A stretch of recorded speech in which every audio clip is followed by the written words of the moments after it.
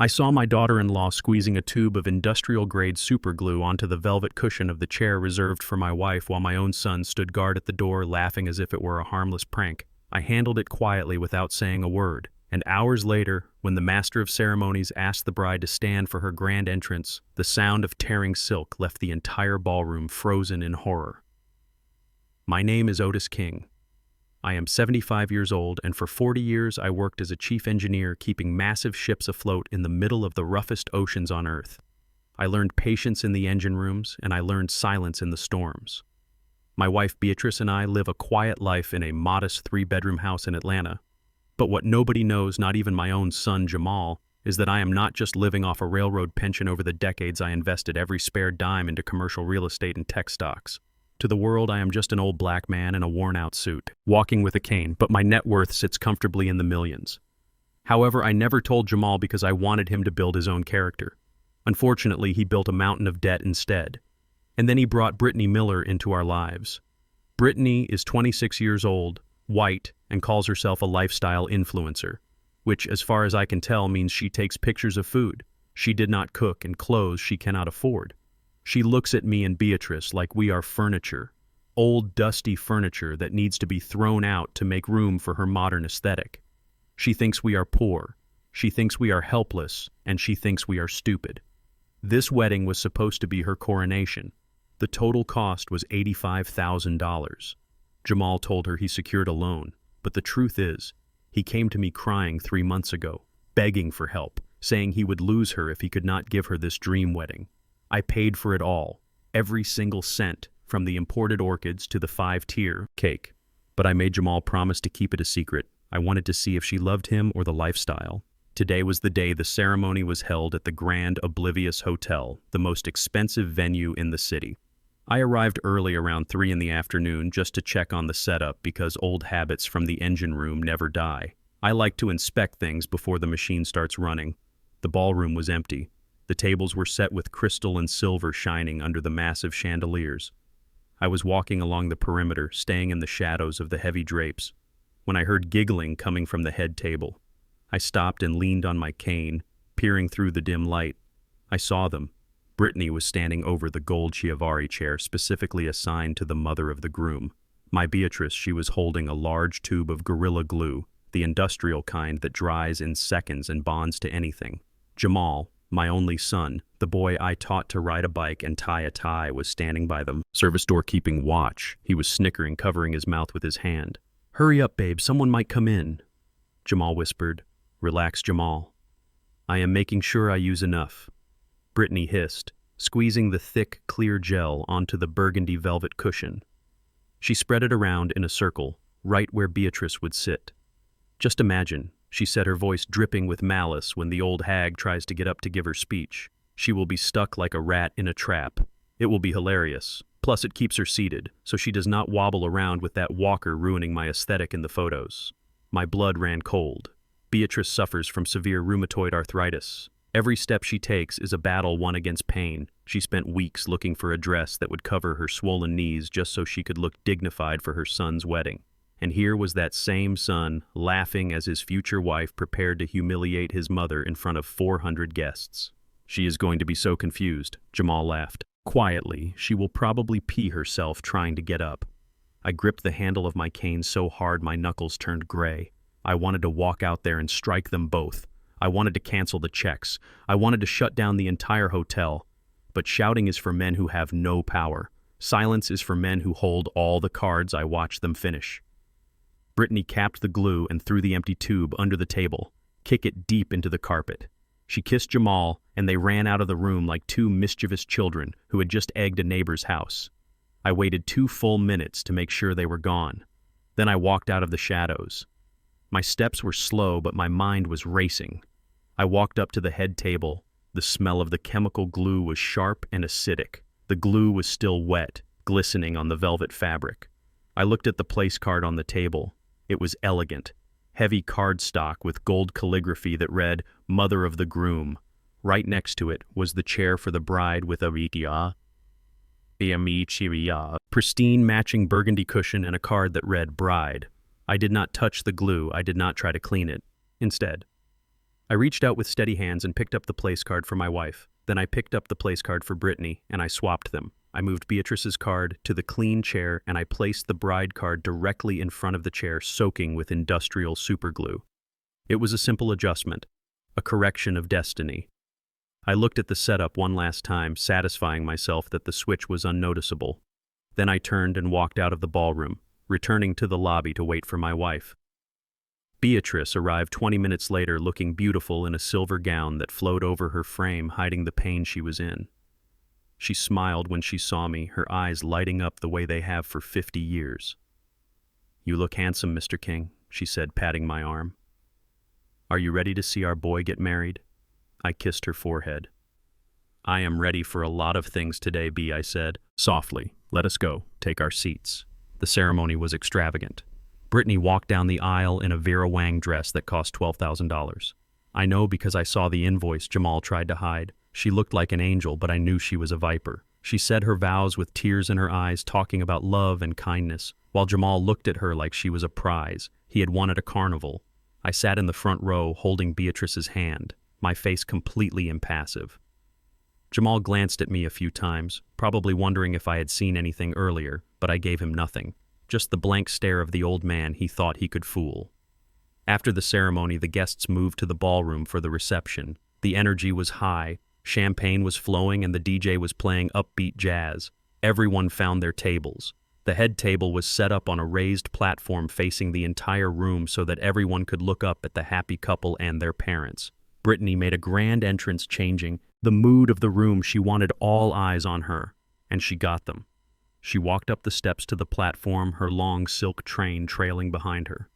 She approached the chair, the one with the bride card in front of it. She did not even look down. She just fluffed her $12,000 dress, making sure the silk spread out perfectly around her.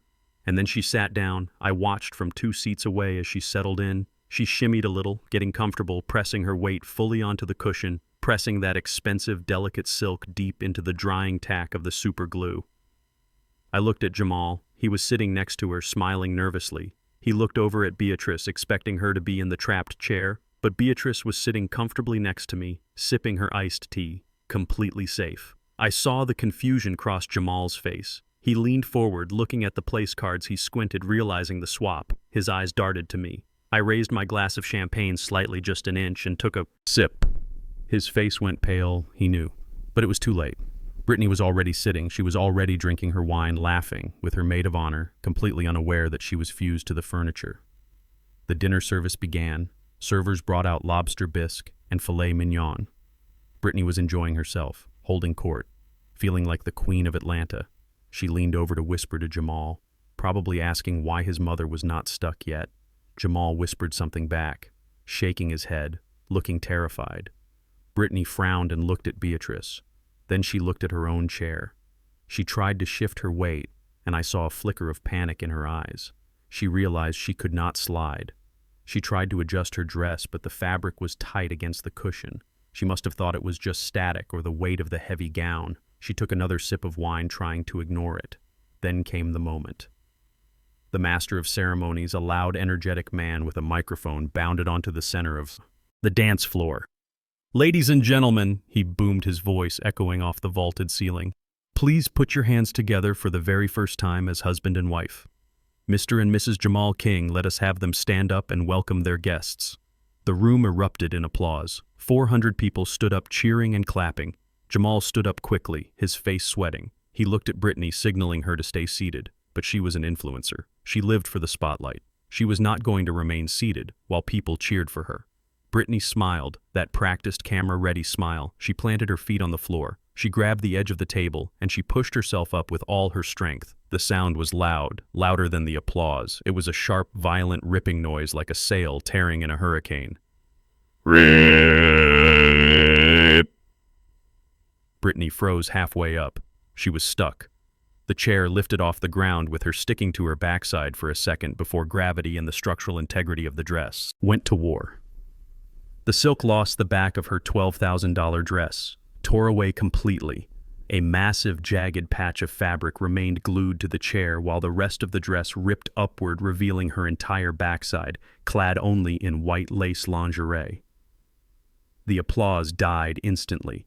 A collective gasp sucked the air out of the room. Silence fell heavy and suffocating. Brittany stood there bent slightly forward, the chair clattering back to the floor with a chunk of her dress attached to it. She felt the cool air on her skin. She reached back, her hands touching bare flesh and lace instead of silk. She turned around and saw the piece of her gown stuck to the burgundy cushion. She saw the white residue of the glue. She let out a scream that sounded more like a siren than a human voice. She tried to cover herself, but there was no fabric left. She grabbed the tablecloth, pulling it and sending crystal glasses crashing to the floor. Jamal quickly took off his tuxedo jacket and tried to wrap it around her, but she shoved him away, her face twisting from shock to pure, unadulterated rage. "Who did this?" she screamed, her voice shrill and breaking. "Who put glue on my chair?" She looked at the table, she looked at the place cards, and then her eyes landed on Beatrice, who was sitting quietly with her hands folded in her lap. "It was her," Brittany shrieked, pointing a shaking finger at my wife. "That old witch did this. She is jealous of me. She tried to ruin my wedding." The guests began to murmur. Phones were coming out, flashes were going off. People were recording the meltdown. The humiliation was being live-streamed to the world. Beatrice looked confused and frightened. "Otis, what is happening?" she whispered. I stood up slowly, leaning on my cane. I buttoned my jacket. I looked at Brittany, who was foaming at the mouth, accusing my wife of a prank that Brittany herself had engineered. I picked up the place card that said bride and I tapped it on the table. "Actually, Brittany," I said, my voice deep and carrying across the silent room, "that chair was not meant for you, was it?" Brittany froze, her eyes widening. She looked at Jamal, who was looking at the floor.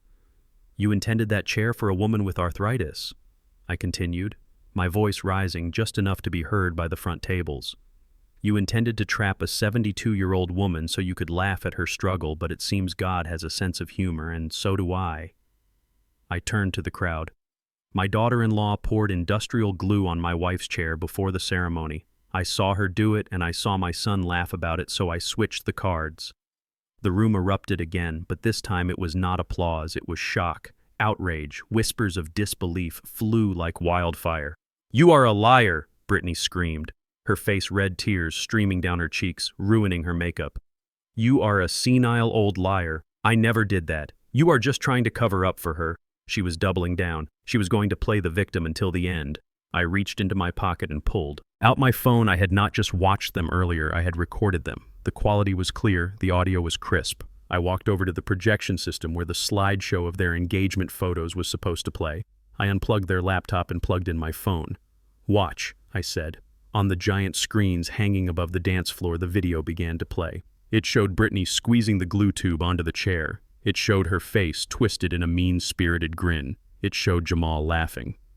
"Just imagine when the old hag tries to get up," Brittany's voice boomed over the speakers. "She will be stuck like a rat in a trap." The video played on a loop, the audio echoing. "Like a rat in a trap, like a rat in a trap." Brittany stopped screaming. She stood there exposed in her torn dress, her cruelty broadcasted on a 20-foot screen. 400 people stared at her with disgust. Her own mother covered her mouth in horror. I unplugged my phone and looked at the hotel manager, who had rushed over looking panicked. "Mr. King." The manager said, "We need to settle the bill for the damages and the remaining balance for the reception right now. This is chaos." I looked at the manager, then I looked at Jamal, who was trembling. "The remaining balance is $35,000, I said. Calm as the ocean. The manager nodded. "Yes, sir. And since you are the financier," I cut him off. "I am not the financier anymore." I turned to Jamal. "You wanted a show. Son, you got one. You and your wife can pay the bill. I am taking my wife home." I offered my arm to Beatrice. She stood up slowly, her dignity intact. She looked at her son with tears in her eyes, but she did not say a word. She knew. She knew I had done what had to be done. We walked out of the ballroom, leaving the chaos behind us. Behind us. I heard the manager asking Jamal for a credit card, and I heard Brittany screaming at the guests to stop recording. But the internet never forgets, and neither do I. This was just the beginning of the lesson as we stepped into the cool night air. Beatrice squeezed my hand. "Did you really switch the cards, Otis?" she asked softly. I opened the car door for her, helping her inside. "I did." "B," I said. kissing her hand.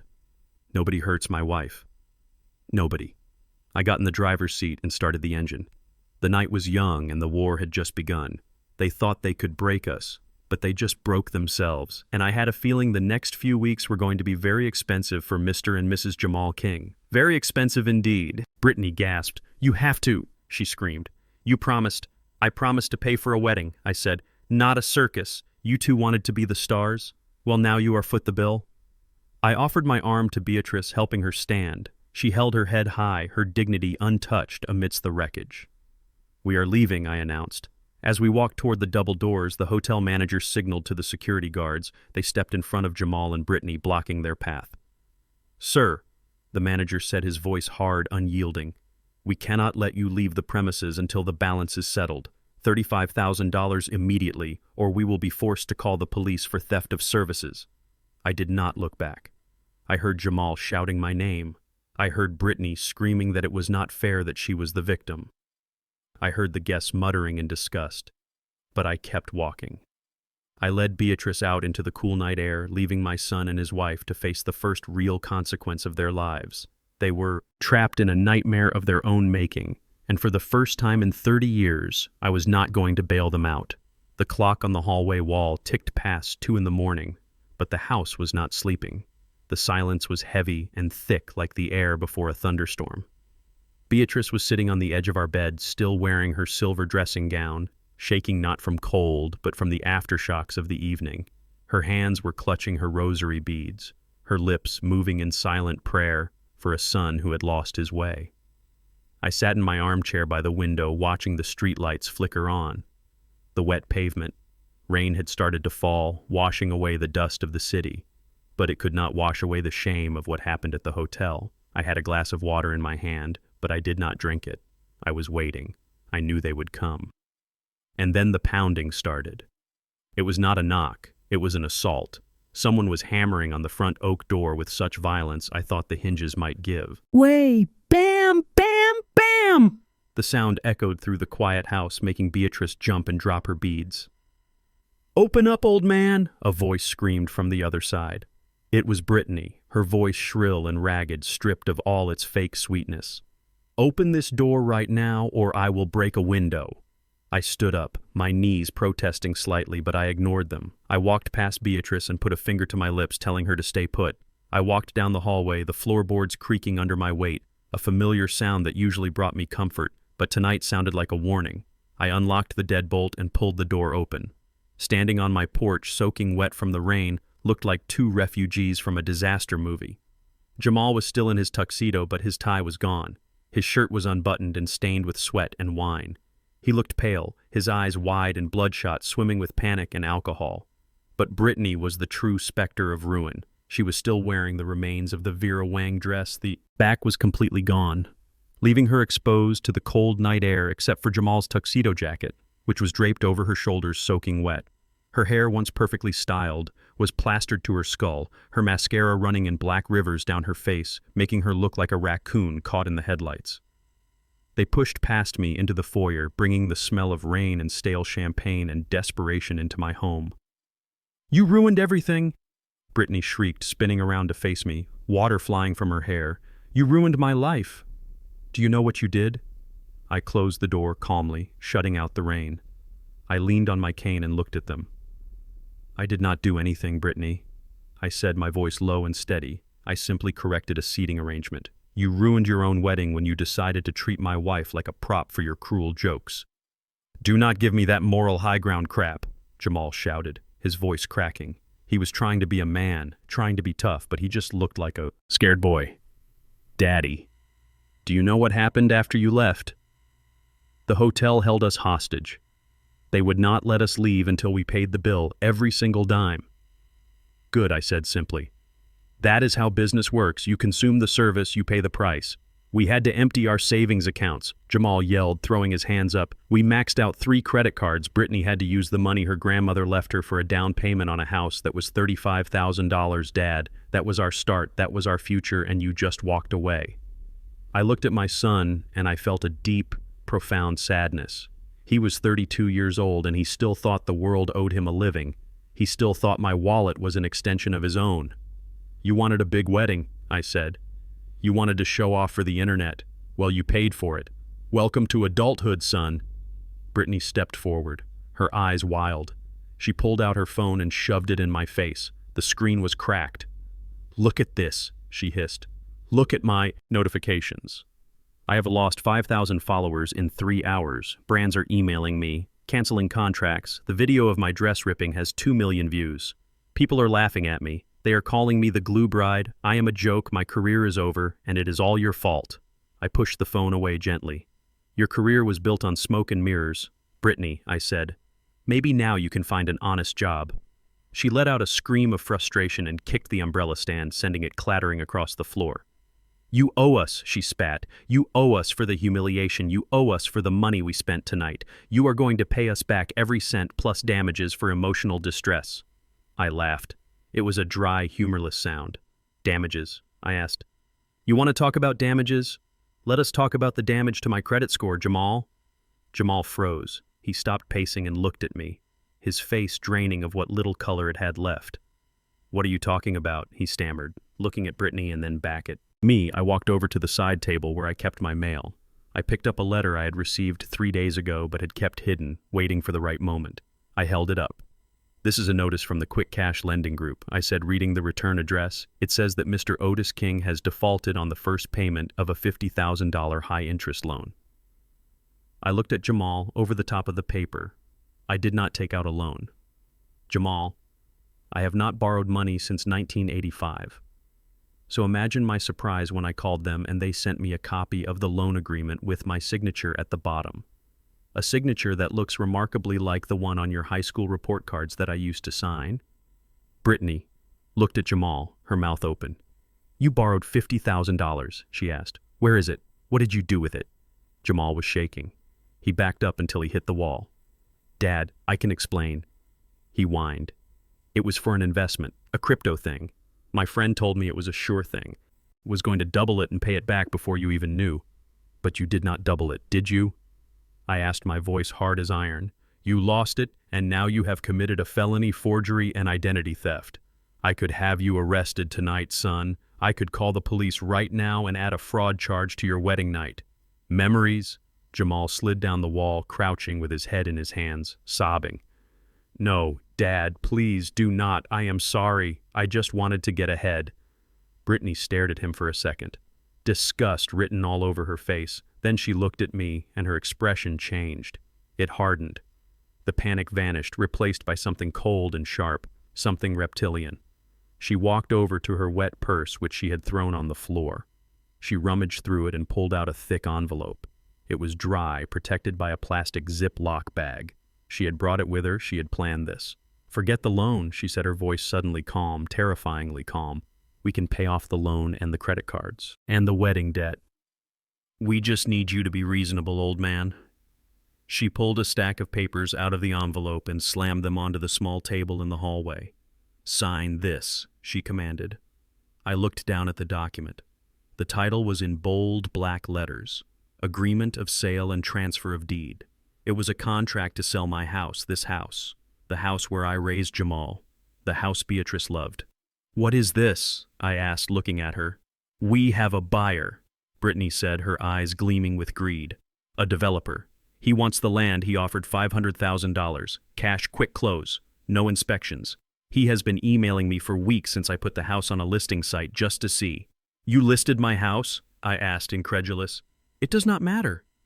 Jamal stood up, wiping his face, finding a new desperate courage in his wife's plan. Dad, listen, we need this money. $500,000 pays off the loan, the wedding debt, and leaves us enough to start over in Miami. I have a buddy there who can get me a job, and Brittany can rebuild her brand there. We need $500,000 to cover the breach of contract fees from my sponsors. Brittany interrupted, her voice rising again. This scandal is going to cost me everything unless I can buy my way out of it. I need PR firms. I need to scrub the internet. That costs money, lots of it. So you want me to sell my home? I asked quietly. The home your mother lives in, to pay for your vanity and your gambling. It is just a house. Old man, Brittany spat. You two do not need all this space. You can go to a condo, or better yet, a nursing home. We found a brochure for one. It is called Green Meadows. It is cheap. and they take Medicaid. You would be fine there. She pushed a pen toward me. Sign it now, or I swear to God I will tell the police you abused me. I will tell them you attacked me tonight. Look at my dress, look at my face. Who are they going to believe, a crying bride or a senile old man? I looked at her and I saw the darkness in her soul. She was not just spoiled, she was evil. She was willing to destroy 2 lives to save her own image. I looked at Jamal's son. I said, "Are you hearing this? She wants to put your mother in a Medicaid home. She wants to sell your childhood home." Jamal looked at his shoes. "Dad, we do not have a choice. We are drowning. We need the money. Just sign it. Please, do it for me." He had chosen. He had chosen the viper over his own blood. I felt a pain in my chest. It was not a heart attack, but it felt like one. It was the heartbreak of a father realizing his work was wasted. I decided to test them one last time to see if there was any humanity left in them.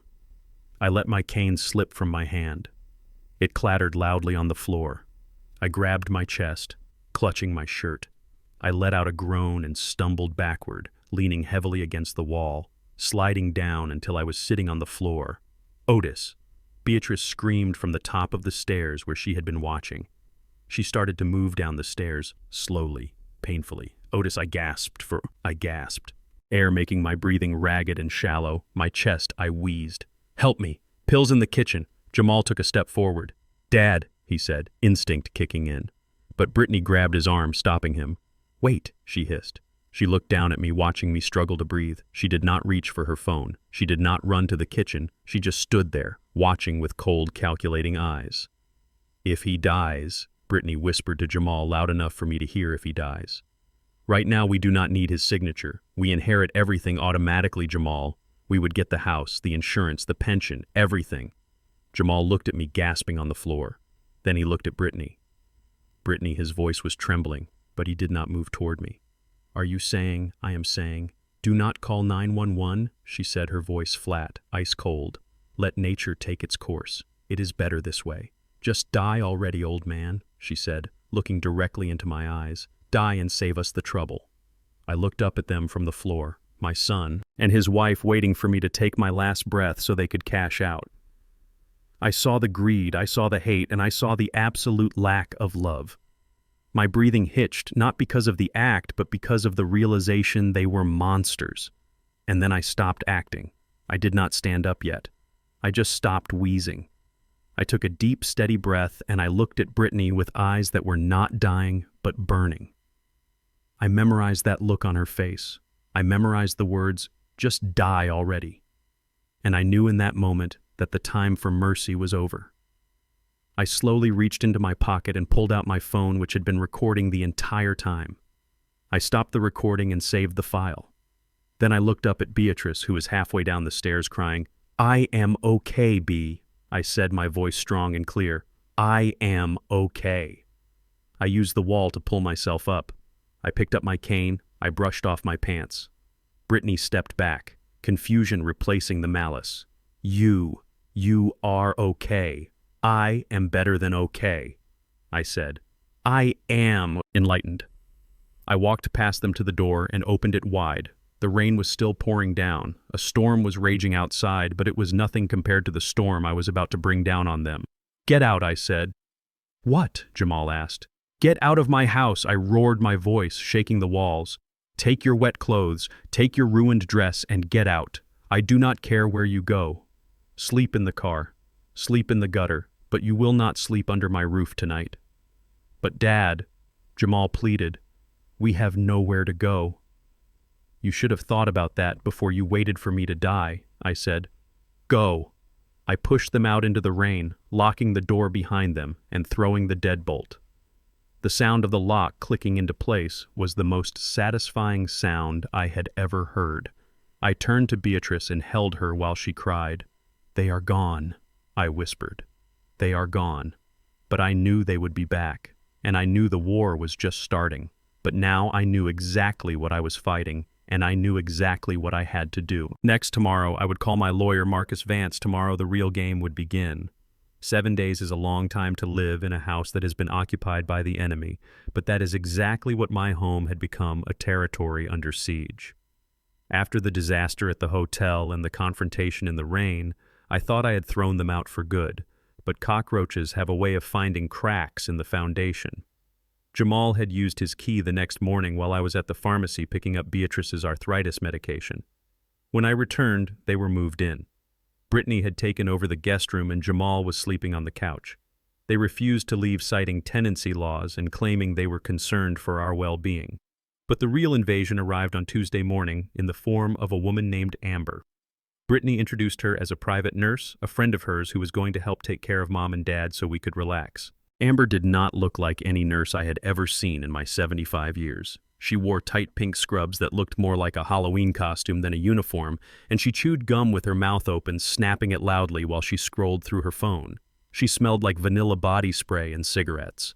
Brittany stood behind her, smiling that shark smile of hers. She told us that since the wedding had been so stressful, she wanted to make sure we were getting the best care. She said Amber would manage our medications and make sure we were resting. It was a nice speech, but her eyes were cold and dead. I looked at Amber and I looked at my son, who was standing in the corner looking at the floor, unable to meet my eyes. I knew immediately this was not about care. This was about control. The first thing Amber did was reorganize our pill organizers. She took Beatrice's blood pressure medicine and her pain management pills, and she dumped them all out on the kitchen table. Then she started mixing in new pills, small blue tablets that I did not recognize. "These are just vitamins, Pops," Amber said, popping her gum. Brittany said, "You guys have been low energy lately, so these will perk you right up. Natural supplements. Very expensive." I watched her thick acrylic nails clicking against the plastic bottle. I know every pill Beatrice takes. I have been managing her health for 20 years. I know the shape, the color, and the inscription codes on every single tablet. These blue ones were not vitamins. They looked pharmaceutical heavy and serious. I reached out to take one to look at it, but Amber snatched it away. "No touching, Pops," she said, laughing a dry, raspy laugh. "You just take them when I give them to you. Doctor's orders." "Which doctor?" I asked. "Dr. Feelgood," she joked, winking at Brittany. That night after dinner, Amber brought us 2 small paper cups with water and the blue pills. Beatrice, trusting soul that she has reached for hers. She was tired. The stress of the last week had made her joints flare up and she just wanted to sleep. I stopped her hand. "Not tonight, Bea," I said softly. "My stomach is upset and I do not want you taking anything on an empty stomach either.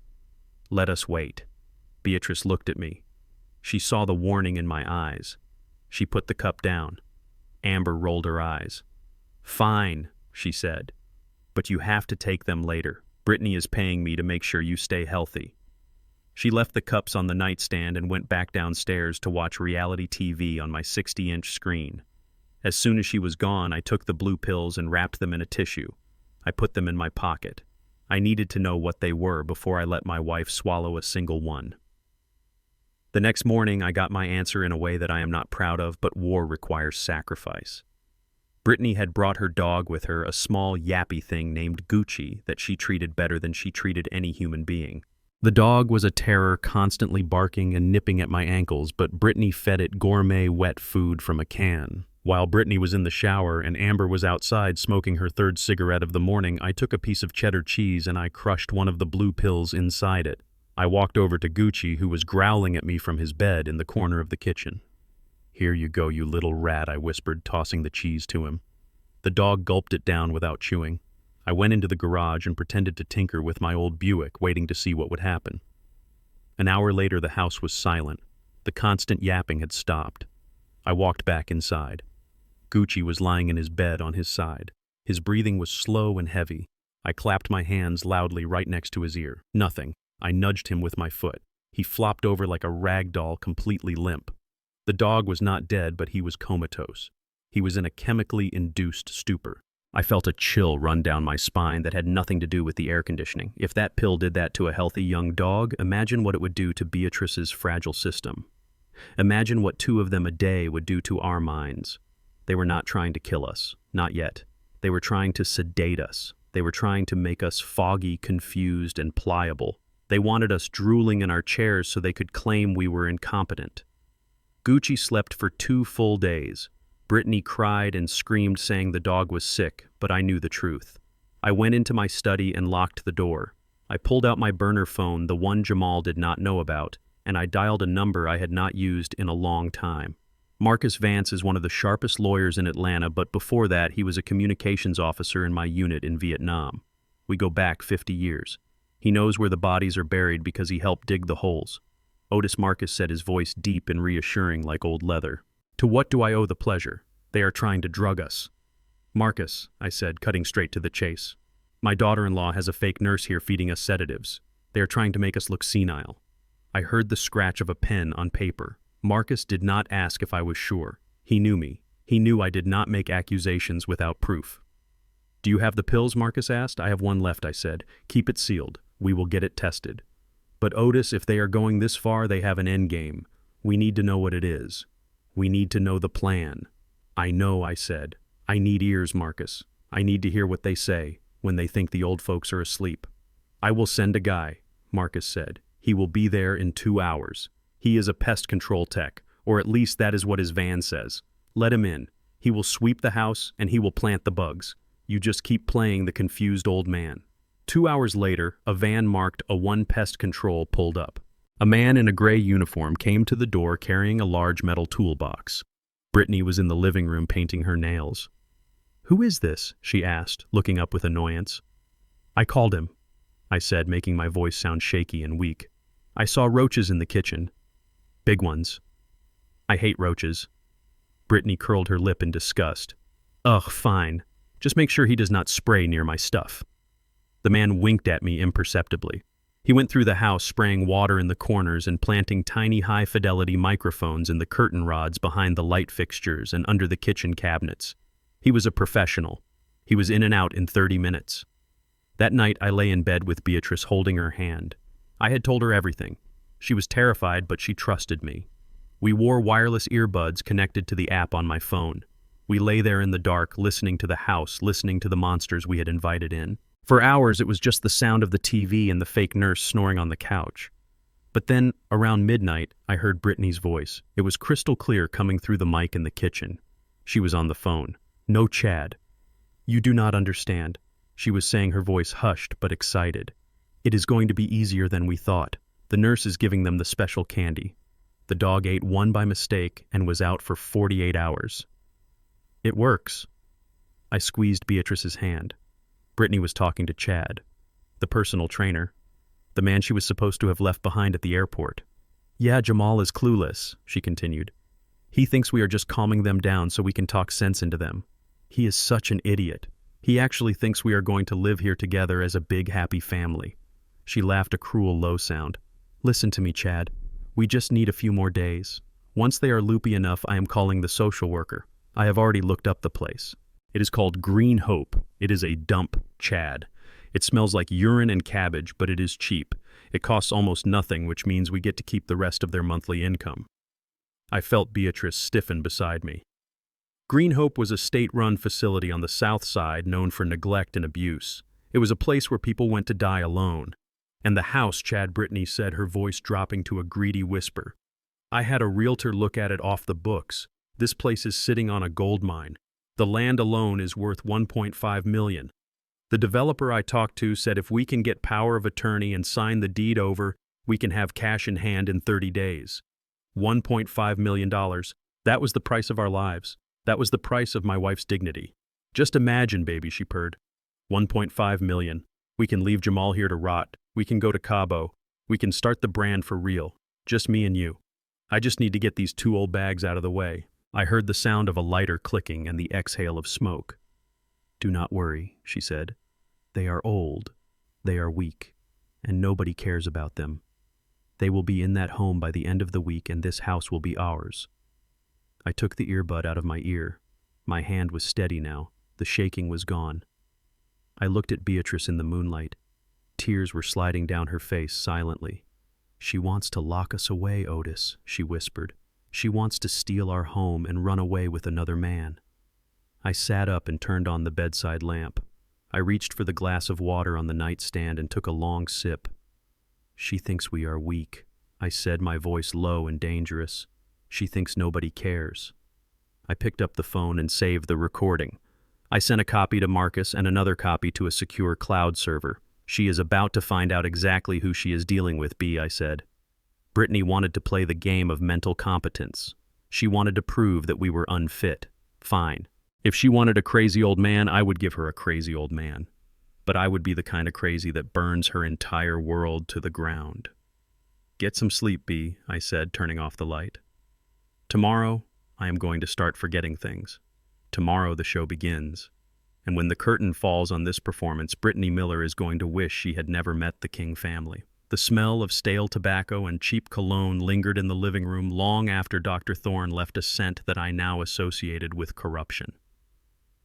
Wednesday morning, I forgot how to use a spoon. I sat at the kitchen table, holding it by the bowl, trying to cut my toast with the handle, while Brittany watched me over the rim of her coffee mug, smiling like a cat that just found an open birdcage. I saw her text Jamal under the table, probably saying something like "it is happening" or "brain mush." Thursday, I wandered into the living room without my pants on, muttering about the tide coming in and needing to secure the cargo doors. Jamal looked away in embarrassment, but Brittany just laughed and snapped a picture, presumably for her collection of evidence. By Friday, they were convinced the blue pills were turning my brain into oatmeal. They did not know the blue pills were currently dissolving in the septic tank where I flushed them every night. They did not know that while I was staring blankly at the wall, drooling slightly, I was actually calculating the compound interest on their impending misery. Then came Saturday, and the arrival of the executioner. His name was Dr. Lawrence Thorne, though he looked less like a doctor and more like a used car salesman who had lost his license. He wore a suit that was too shiny and smelled of stale tobacco and desperate ambition. Jamal introduced him as a family friend who just wanted to have a chat. "Hello, Otis, doctor," Thorne said, sitting opposite me in my favorite armchair, opening a leather briefcase. His eyes were shifty, darting around the room, assessing the value of my furniture rather than the state of my mind. I looked at him with a vacant expression, letting my mouth hang open slightly. "Who are you?" I rasped. "Are you the tax man?" Dr. Thorne chuckled a wet, condescending sound. "No, Otis. I am a doctor. I am here to check on your memory. Jamal tells me you have been having some trouble lately." I looked at Jamal, who was standing next to Brittany, holding her hand. They were vibrating with anticipation. This was it, the final nail in my coffin. "I do not have trouble," I mumbled. I missed the ship." Dr. Thorne clicked his pen loudly. "Tell me, Otis, do you know what year it is?" I squinted my eyes, putting on the performance of a lifetime. "It is 1974. Nixon is in trouble." Brittany let out a snort of laughter, covering it quickly with a cough. "Doctor," Thorne scribbled furiously on his notepad. "And do you know who this is?" he asked, pointing to Brittany. I stared at my daughter-in-law, the woman who glued my wife to a chair, the woman who wanted me dead. That is the lady from the bar," I said, my voice trembling. "The one who sells the powder." Brittany's face went red. Dr. Thorne raised an eyebrow. "Delusions," he muttered, writing it down.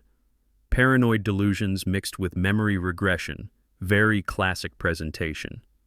He leaned forward, shining a small penlight into my eyes. I let my gaze drift unfocused. "Mr. King, I am going to ask you to count backwards from 100 by sevens. Can you do that?" I stayed silent for a long time, letting the tension build in the room. 7, I whispered. 7 is a lucky number. Then I leaned in close to Dr. Thorne, invading his personal space. I lowered my voice to a conspiratorial whisper. "Are you the man with the money?" Dr. Thorne pulled back slightly. "What money, Otis?" "The green money," I said, blinking rapidly. "The money Jamal gave you in the car. I saw it through the window. $5,000 in a brown envelope." The room went deathly silent. Jamal froze. Brittany stopped smirking. Dr. Thorne looked at Jamal, his eyes wide. I pressed on, playing the confused witness. "It was 5,000, right?" I asked, looking confused. "Or was it 50? Jamal said it was 5,000 for the paper. To sign the paper so I go away." Dr. Thorne looked nervous. He cleared his throat, adjusting his tie. "Jamal," he said, his voice tight. "You said he was completely gone. He remembers the transaction." "He is just guessing," Jamal hissed, stepping forward, sweating. "Dad, stop talking nonsense." "I am not talking nonsense. I whined, sounding like a petulant child. I saw it. $5,000 cash for the doctor so he can fix the paper. Jamal said it was a good investment. Doctor. Thorne looked at me, then he looked at the open door, ensuring we were alone. He needed to regain control of the evaluation. He needed to shut me up. Mr. King, listen to me, he said, his voice dropping low, stern, and authoritative. Yes, your son paid me $5,000. That is my standard fee for a house call and evaluation. It is perfectly legal. Now I need you to focus or I will have to sedate you. Do you understand? Gotcha. I sat back in my chair, letting my body go limp again. I let a line of drool escape the corner of my mouth. 5,000, I mumbled. Just a fee. Okay, just a fee. Dr. Thorne let out a breath. He thought he had handled it. He thought he had explained away the bribe to a crazy old man. He did not know that the curtain rod above his head was recording every single syllable. He did not know that his admission of receiving $5,000 cash from a man who was broke for a predetermined diagnosis was now stored on a secure cloud server. He turned to the papers on his briefcase and began to write, furiously signing his name with a flourish. Well, he said, standing up and capping his pen, it is clear as day. Advanced vascular dementia with rapid cognitive decline. He is a danger to himself and others. He is completely incapacitated. He cannot make financial or legal decisions. I am certifying him incompetent, effective, immediately. Brittany let out a squeal of delight. She actually clapped her hands. Thank you, doctor, she said. Thank you so much. You have saved our family. Dr. Thorne handed the papers to Jamal. Here is the certification. You can use this to file for emergency guardianship on Monday morning. Getting him into a facility should be a formality now. Jamal took the papers, his hands shaking slightly. He looked at me, and for a second I saw a flicker of guilt, but then he looked at the papers, and the guilt was replaced by relief. The relief of a man who thinks his debts are paid. I walked Dr. Thorne to the door, shuffling my feet, playing the part until the very end. Goodbye, taxman, I mumbled. He did not even look at me. He just stepped out into the humid Atlanta afternoon, $5,000 richer, and a career poorer, though he did not know it yet. When the door closed, the celebration began. Brittany ran to the kitchen and grabbed a bottle of wine. She poured 2 glasses and handed one to Jamal. We did it, she screamed, clinking her glass against his. We actually did it. He is officially crazy. Jamal drank the wine in one gulp, looking at me sitting in the armchair. It feels weird, he said. Do not be soft, Jamal, Brittany snapped. She walked over to me, standing right in front of my chair. She looked down at me with a sneer that twisted her pretty face into something grotesque. Did you hear that, old man? She said, her voice dripping with triumph. You are officially incompetent. You do not own anything anymore. You do not decide anything anymore. I looked up at her, giving her the blank stare she expected. Who are you? I asked. She laughed, a cruel, hard sound. I am the boss, she said. She took a sip of wine and leaned down, her face inches from mine. And guess what, Otis? Monday morning a van is coming to pick you up. And Beatrice, too. It is from a place called Green Hope. I looked it up. It is the cheapest, nastiest hole in the ground in the state. They have rats, Otis, and the nurses steal your teeth. But it is cheap, and that means we get to keep your pension, and we get to sell this house. She straightened up, looking around the living room like she was already measuring for new drapes. This is my house now, she announced, spinning around with her arms wide. Monday morning, Otis, she said over her shoulder as she walked toward the stairs. Monday morning, you are trash. She grabbed Jamal's hand and pulled him toward the stairs. Come on, baby. Let us celebrate. We have a lot of packing to do. They went upstairs, leaving me alone in the living room. I sat there for a long time, listening to their footsteps overhead, listening to their laughter. Monday morning. 2 days. I looked at the curtain rod where the bug was hidden. I looked at the spot where Dr. Thorne had stood and sold his soul for $5,000. They thought Monday morning was the end of my life. They were right about one thing. Monday morning was going to be the end of something, but it wasn't going to be me. I stood up and walked to the kitchen, my steps strong and steady, the shuffle gone. I poured the rest of their wine down the sink. Monday morning, I whispered to the empty room, I will be ready. Sunday morning in the King household used to be a time for gospel music and the smell of bacon frying in Beatrice's cast-iron skillet, but now it was a time of tyranny dominated by the unborn heir to a kingdom of debt. Brittany sat at the head of the table wearing a silk robe that she had charged to my emergency credit card. Rubbing her swollen belly with a performance worthy of an Academy Award, she claimed she was 4 months pregnant, but she acted like she was ready to give birth any second, demanding foot rubs from Jamal and special smoothies from Beatrice. I watched her from my corner chair drinking my black coffee, observing the theater. She would wince and grab her stomach every time I asked a question about the bills. She would sigh and talk about the baby needing peace and quiet every time I mentioned the looming sale of the house. The pregnancy was her shield and her sword. She used it to guilt Jamal into submission and to keep me and Beatrice hostage in our own home. Beatrice was Beatrice. In the kitchen, cutting up fruit for Brittany's special cravings, her hands trembling with the effort, I hated seeing my wife reduced to a servant for this girl who despised her Otis. Brittany called out, her voice dripping with fake sweetness. "Can you take the trash out? The smell of the coffee grounds is making the baby nauseous." I looked at Jamal, expecting him to stand up and do the heavy lifting for his pregnant wife and his elderly father. But he just sat there, scrolling through his phone, looking for jobs in Miami that he was not qualified for. "I will get it," I said, standing up slowly, leaning on my cane, playing the part of the obedient, enfeebled old man. I walked to the kitchen and tied up the black plastic bag. I hauled it out the back door to the large bins in the alleyway. It was garbage day tomorrow, and the bins were overflowing with the debris of their occupation. Takeout boxes, wine bottles buried deep at the bottom, and endless packaging from online shopping as I shoved the bag down. Something caught my eye, a crumpled piece of bright pink paper stuck to the side of the bin. It had been wet, but it had dried in the sun, stiff and crinkled. I reached in and plucked it out. Adjusting my glasses, it was a receipt, but not from a grocery store or a pharmacy. It was from a store called Stage and Screen, Theatrical Supply, located downtown. I smoothed it out on the lid of the bin. The date was 3 weeks ago, 2 days before they announced the pregnancy. The item listed made my stomach turn over. Item: silicone.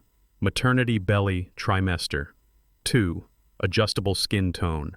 Light, beige. Price: $450. I stared at the paper, my hands shaking, not from age but from a cold fury that washed over me. A silicone belly. A prop. She was wearing a costume. She was faking the existence of my grandchild to accelerate the theft of my home. I looked back at the house through the kitchen window. I could see Brittany laughing, eating the fruit my wife had cut for her, rubbing that $400 piece of rubber strapped to her stomach. She was not just a thief, she was a sociopath. I put the receipt in my pocket, carefully folding it inside my wallet next to the picture of Beatrice. I did not storm back inside. I did not scream. I did not wave the paper in Jamal's face because I knew what he would say. He would say I was confused. He would say it was a receipt for something else. He was too far gone to believe. A piece of paper. I needed something undeniable. I needed to see the lie with my own eyes. I went back inside, washed my hands, and sat back down. "I am going for a walk," I announced. "I need some air." "Be sure to be back by 5, Brittany said. Without looking up, "My friends are coming over for a gender reveal planning meeting, and we need you out of the living room." I walked out the front door and around the corner to where I had parked my car a block away so they would not track my mileage. I drove to a small office building in Decatur, the office of Ray Vance Marcus's cousin and the best private investigator in the state. I showed Ray the receipt. He did not look surprised. He just nodded, lighting a cigarette. "I have seen it before." "Otis," he said, smoke curling around his face, "the pregnancy scam. It is a classic. Lets you control the family, speed up inheritance, get sympathy, money. You want me to tail her?" "I want pictures, Ray," I said. "I want to know what she does when she thinks the old folks aren't watching." Ray put a tracker on her car that afternoon. For the next 2 days, I played the part of the doting grandfather-to-be. I asked about the baby's kicking. I asked about names. I even offered to pay for a 4D ultrasound, which Brittany quickly declined, saying the doctor recommended limiting radiation exposure, which was a lie so bold it was almost impressive. On Tuesday afternoon, Brittany announced she had a prenatal yoga class and then a checkup with her OB-GYN. She left the house wearing yoga pants and a loose sweatshirt, waddling slightly. Ray was waiting 2 blocks away. Sat by the phone waiting for Ray's call.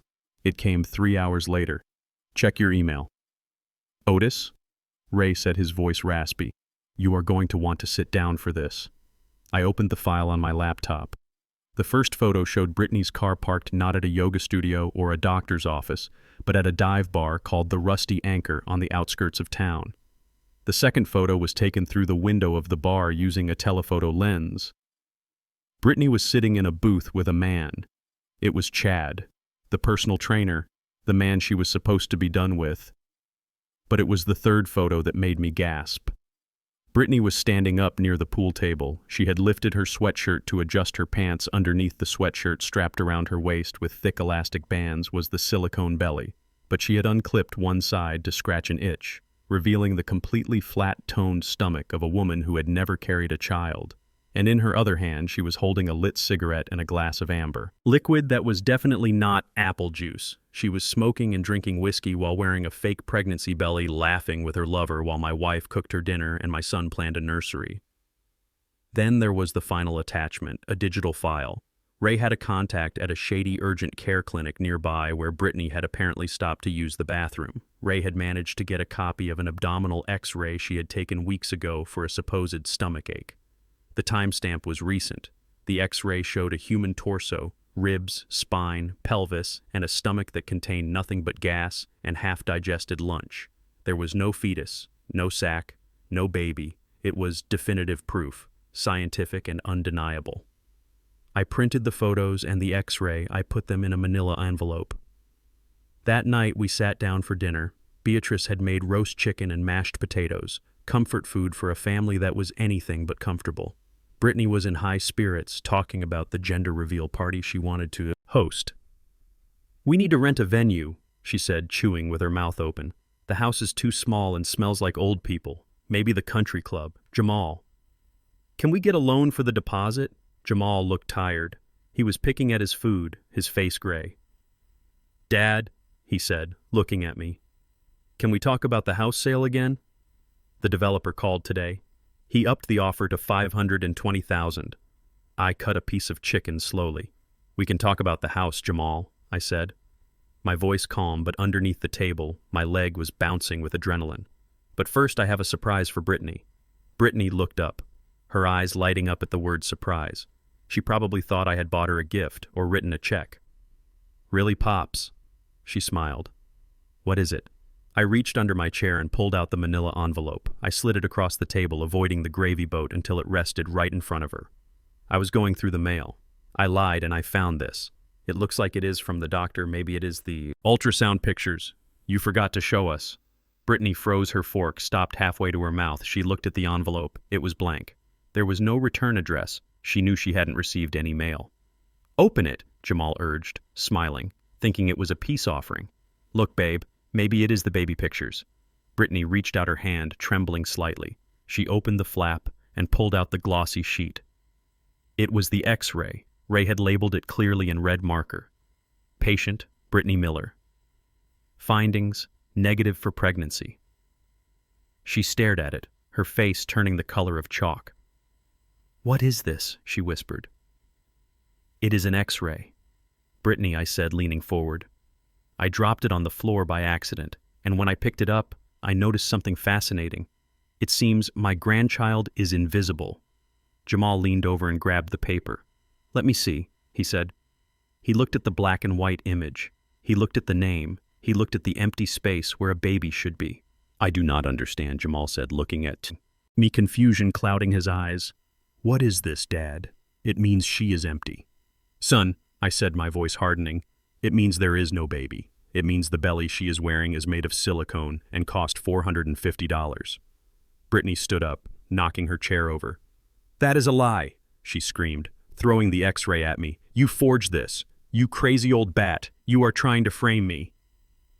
I pulled out the second photo, the one of her at the bar lifting the fake belly to scratch her skin with a cigarette in her hand. I slammed it onto the table, face up. "Explain this!" I roared. Jamal looked at the photo. He saw his wife, his pregnant wife, drinking and smoking with a flat stomach visible under the prop.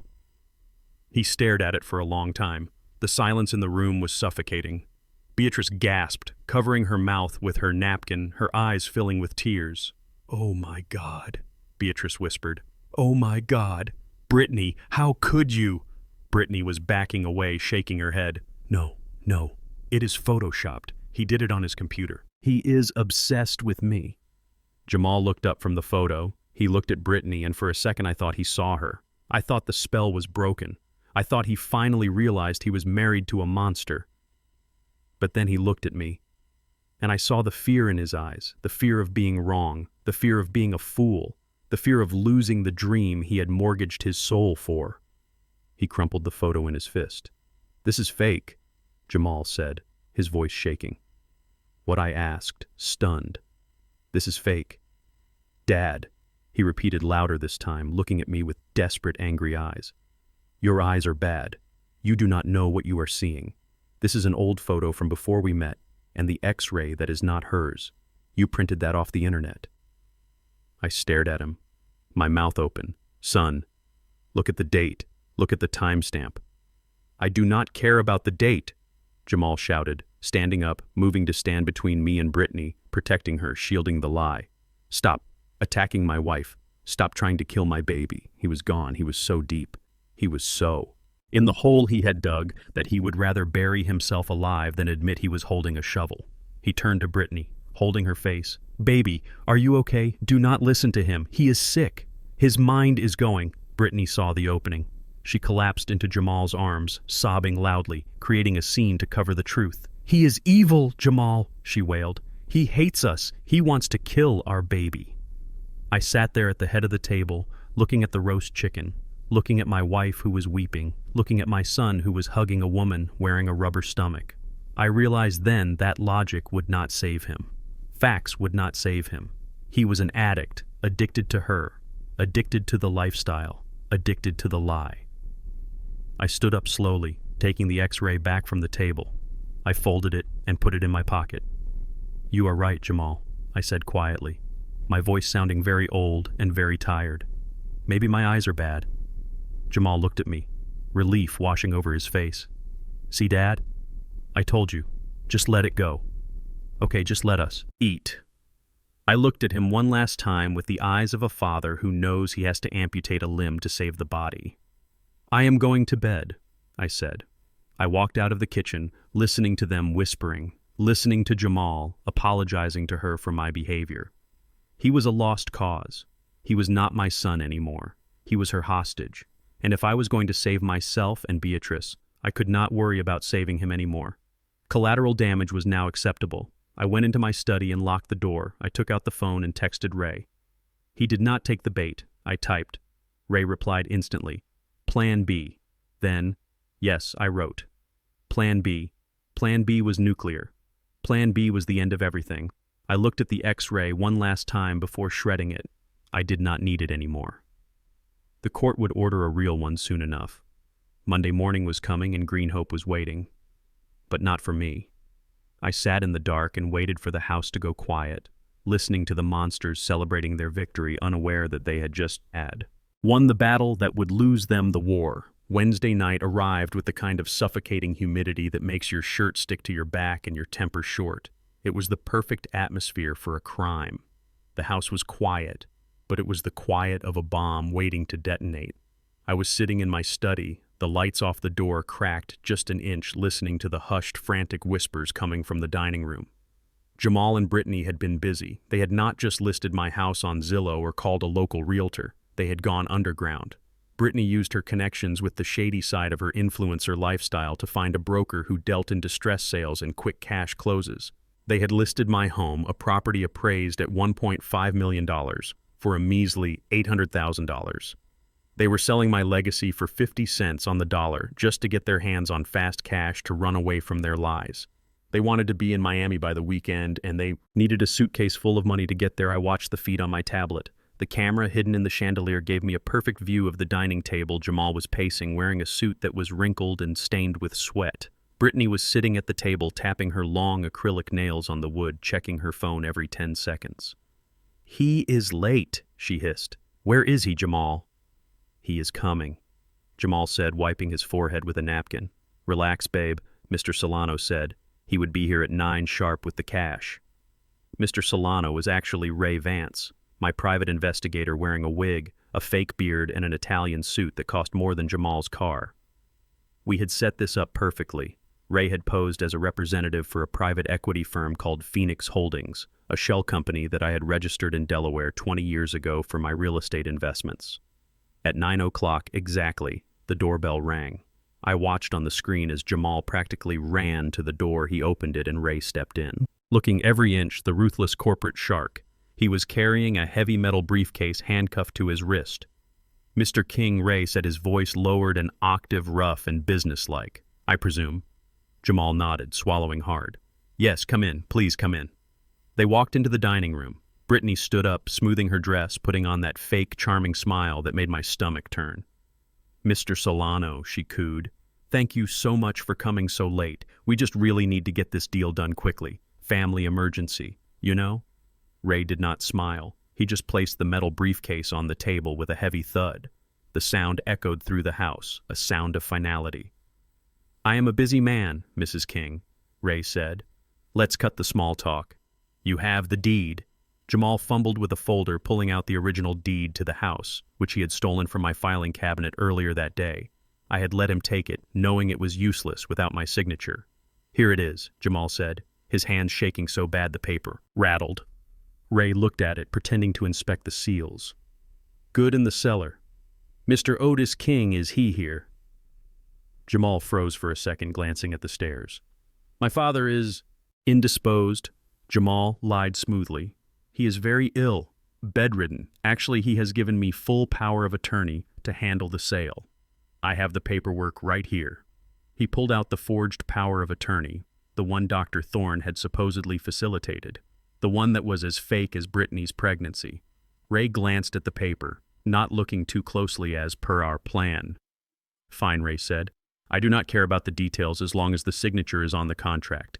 Phoenix Holdings pays cash. We take possession in 24 hours. Do we have a deal?" "Yes," Brittany said quickly, greed lighting up her eyes. "Yes, we have a deal."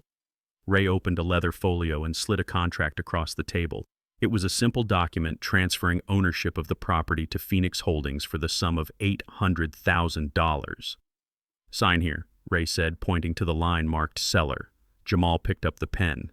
It was my pen, a gold Mont Blanc I had received for 20 years of service at the shipping company. He held it. Hovering over the paper, I watched on the tablet, holding my breath. This was the moment. This was the crossing of the Rubicon. Once he put ink to that paper, there was no going back. It was fraud. It was forgery. It was grand larceny. Jamal looked at Brittany. He looked scared. He looked like a little boy who knew he was about to break a window. "Just do it." "Jamal," Brittany hissed. "Sign it and we are free." Jamal took a deep breath. He bent over the table and he signed. "Otis King. He forged my name. He stole my identity. He sold my home." He straightened up, putting the pen down, looking at the signature as if he expected it to catch fire. "Done," he whispered. Ray nodded, taking the contract and putting it in his folio. "Congratulations," Ray said. "The house is sold." "Show us the money," Brittany demanded, reaching for the briefcase, her fingers twitching. Ray took a small key from his pocket and unlocked the handcuffs. Then he turned the briefcase toward them and popped the latches. He lifted the lid. Inside, stacked in neat rows, were bundles of $100 bills wrapped in bank bands, $800,000 in cash. It looked beautiful. It looked like freedom. Jamal gasped, reaching out to touch it. "Oh my God." Brittany let out a squeal of delight, grabbing a bundle, holding it to her face, smelling it. "We are rich, Jamal. We are rich." I stood up from my chair in the study. I buttoned my cardigan, I picked up my cane, I checked my pocket to make sure I had the remote control for the lights. It was time I walked out of the study and down the hallway, my steps silent on the carpet. I could hear them celebrating in the dining room. "I cannot believe it," Jamal was saying. "We actually did it. Miami here. We come." I walked into the doorway of the dining room, leaning on my cane, watching them fawning over the money like vultures over a carcass. "You really did it, son," I said, my voice calm and conversational. Jamal jumped about a foot in the air, dropping the bundle of cash. Brittany screamed, clutching the money to her. "Chest!" They spun around to face me, their eyes wide with terror. "Dad!" Jamal stammered. You are awake."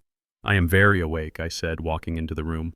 "I have been awake for a long time. I saw you sign the paper, Jamal." You have a nice handwriting almost as good as mine. Brittany stepped in front of the briefcase, trying to block my view. What do you want, old man? She spat. Go back to bed.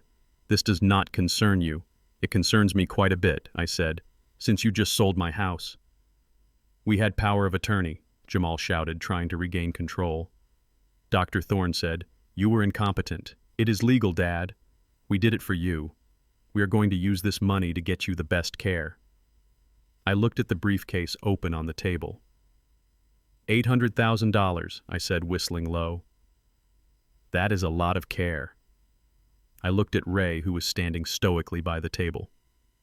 And who is this? I asked. This is Mr. Solano, Brittany said quickly. He is the buyer. He owns the house now, so you can't kick us out anymore. Technically, it is his house, and he is letting us stay until we leave for Miami. Right, Mr. Solano? Ray looked at Ray. Me, he winked, just a tiny flicker of an eyelid. Then he looked at Brittany and smiled a smile that was not nice. Actually, Mrs. King, Ray said, his voice changing, dropping the accent he had been using. Actually, my name is Ray Vance, and I do not own this house. Brittany looked confused. What are you talking about? We signed the contract. I looked at the contract lying on the table. I reached out and picked it up, reading the text.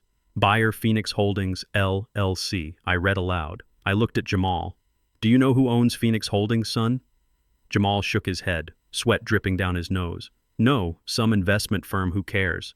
I own Phoenix Holdings, I said. The room went silent, dead silent. The only sound was the ticking of the grandfather clock in the hall. What? Brittany whispered. I set up Phoenix Holdings 20 years ago to manage my commercial properties, I explained, looking her dead in the eye. I am the sole proprietor, the CEO, and the chairman of the board. I dropped the contract back onto the table. So, let me get this straight, I continued. You forged my signature to sell my own house back to me using my own company. Jamal looked like he was going to be sick. He grabbed the edge of the table, his knuckles white. Dad, that is impossible. You are broke. You have a pension. I have a portfolio, Jamal, I said, my voice hardening. I have assets. I have resources. And I have a son who just committed a felony in front of a witness. I pointed at Ray. Here is a licensed private investigator, and he is also a notary public. That contract you just signed, Jamal, it is evidence. It is proof of intent to defraud. Brittany grabbed a bundle of cash from the briefcase, her hands shaking violently. We have the money, she screamed. We have the cash. You can't stop us. We are leaving. She started shoving bundles into her purse, frantically grabbing them by the handful. I watched her for a second, feeling a mix of pity and disgust. You might want to check that money, Brittany, I said softly. She froze a bundle of bills halfway to her bag. What? She snapped. Open it, I said. Break the band. She looked at me, then she looked at the money. She ripped the paper band off the stack of hundreds. The top bill fluttered to the floor. It was a crisp, new $100 bill. But the bill underneath it was gray, and the one underneath that was gray. She flipped through the stack, her eyes widening in horror. It was newspaper cut to size, sandwiched between two real bills on the top and bottom. She grabbed another bundle, ripping it open. Newspaper. She grabbed another. Newspaper. She dumped the briefcase upside down. Piles of cut-up newsprint rained onto the dining room table, looking like gray confetti. It is fake, she screamed, her voice shrill and breaking. It is all fake. I stepped forward, leaning on my cane until I was right in front of my son. It is a prop, Jamal, I said. Just like your wife's pregnancy belly, just like your love for me, just like your life. It is all fake. Jamal stared at the pile of newspaper, his dreams of Miami dissolving into trash. You set us up, he whispered, looking at me with betrayal, as if I were the one who had done something wrong. You trapped us. I caught you, I corrected. I did not make you sign that paper, Jamal. I did not make you steal the deed. I gave you a choice, and you chose the money. I looked at the contract with his forged signature. You sold me out for a briefcase full of newspaper, I said, my voice heavy with grief. Brittany threw the empty briefcase at me.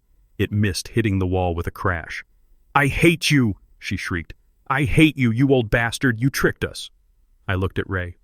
Ray, do we have everything we need? Ray nodded, tapping his lapel where a camera was hidden. We have the forgery, the transaction, and the intent. It is a slam dunk. Otis. Good, I said. I turned back to Jamal and Brittany. Now get out. Jamal looked up. Dad. Please, I said. Get out, I roared, pointing to the door with my cane. Leave the money, leave the contract, leave the keys. Get out of my house before I call the police and have you dragged out in cuffs. Jamal looked at Brittany. She was sobbing, tearing at her hair, surrounded by the fake money. Come on, Brittany, Jamal said, grabbing her arm. We have to go. Where? Brittany wailed. We have no money. We have nowhere to go. That is not my problem anymore, Jamal said, pulling her toward the door. I watched them stumble out of the dining room, leaving a trail of newspaper behind them like a twisted version of Hansel and Gretel. I heard the front door slam. I stood there in the silence, looking at the contract, looking at my forged name. I had won the battle. I had saved my house. But as I looked at the empty chair where my son had sat ready to sell me down the river, I knew I had lost something much more valuable. I picked up the contract and handed it to Ray. Keep this safe, I said, my voice trembling slightly. We are going to need it for the trial. Ray nodded, putting a hand on my shoulder. You did good, Otis, he said. I looked at the mess on the table. Did I? Ray, I asked. Did I really? I turned off the lights, leaving the dining room in darkness, leaving the fake money where it lay. Monday morning was coming, and I had a feeling the real bill was about to come due for everyone. Thursday morning broke with a gray, relentless drizzle that slicked the streets of Atlanta, making the city look like it was weeping. I sat in the back of a taxi parked across the street from the First National Bank, watching the front doors through the rain-streaked window. I knew he would come. Greed is a predictable beast, and desperation makes men do foolish things. Jamal walked into the bank at 9:15 wearing a hoodie pulled low over his face and sunglasses that made him look more like a drug dealer than a real estate mogul. He was clutching a piece of paper in his hand as if it were a winning lottery ticket. It was the check Ray Vance had left on the table inside the leather folio, a check from Phoenix Holdings for $100,000 meant to be the earnest money deposit Jamal thought he had snatched victory from the jaws of defeat. When I kicked them out last night, he had managed to swipe the check from the table, thinking I hadn't noticed. He thought the cash in the briefcase was fake, but the check might be real. He thought he could still salvage his getaway to Miami.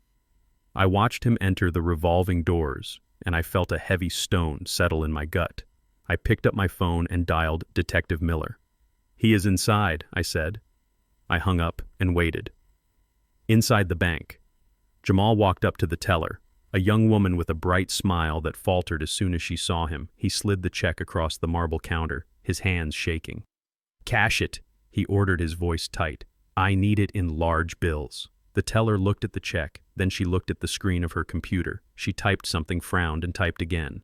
Sir, she said, her voice professionally calm, but her eyes darting to the silent alarm button under the desk. This is a large amount. I need to get the branch manager to approve the transaction. Just do it, Jamal snapped, looking over his shoulder, paranoia radiating off him like heat. Do not waste my time. The teller nodded and walked away, disappearing into the back office. Jamal stood there, tapping his foot on the tile floor, wiping sweat from his upper lip. He thought he was minutes away from salvation. He thought he was smarter than the old man. He did not know that Phoenix Holdings was a shell company with a frozen account, flagged specifically for fraudulent activity. He did not know that the moment that check number was entered into the banking system, it triggered a silent alert directly to the fraud division of the Atlanta Police Department. 5 minutes passed. Jamal was pacing now. Where is she? He muttered, slamming his hand on the counter. Then the doors opened behind him, but it was not customers walking in. It was 4 uniformed officers with hands on their holsters. Jamal King, a sergeant barked. Jamal spun around, his eyes going wide with terror. Put your hands in the air. No, Jamal shouted, backing up against the counter. No, you do not understand. It is my money. I sold a house. It is legitimate. Get on the ground, the sergeant roared, drawing his taser. Jamal looked at the officers, then he looked at the exit. He actually tensed his muscles as if he were considering running, but reality crashed down on him. He slumped his shoulders and dropped to his knees. I watched from the taxi as they cuffed my son and marched him out of the bank. He looked small, broken, and utterly defeated. They put him in the back of a squad car, his head hanging low. Driver, take me to the precinct, I said, my voice devoid of emotion.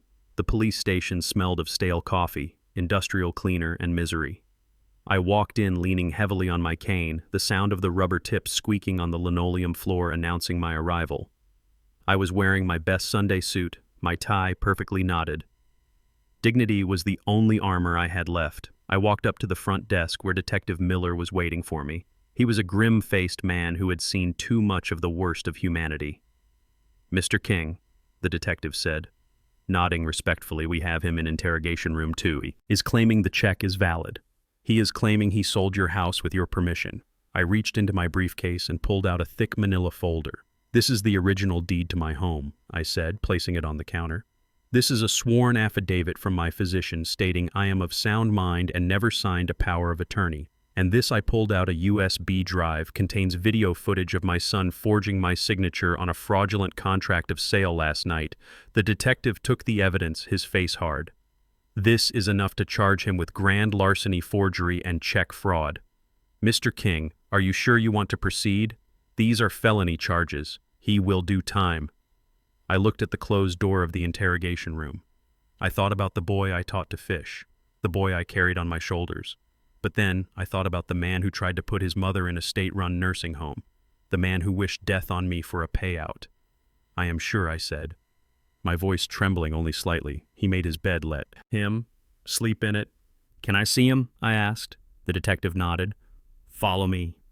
We walked down a long hallway lined with fluorescent lights. We stopped at a door with a small, reinforced glass window. I looked inside.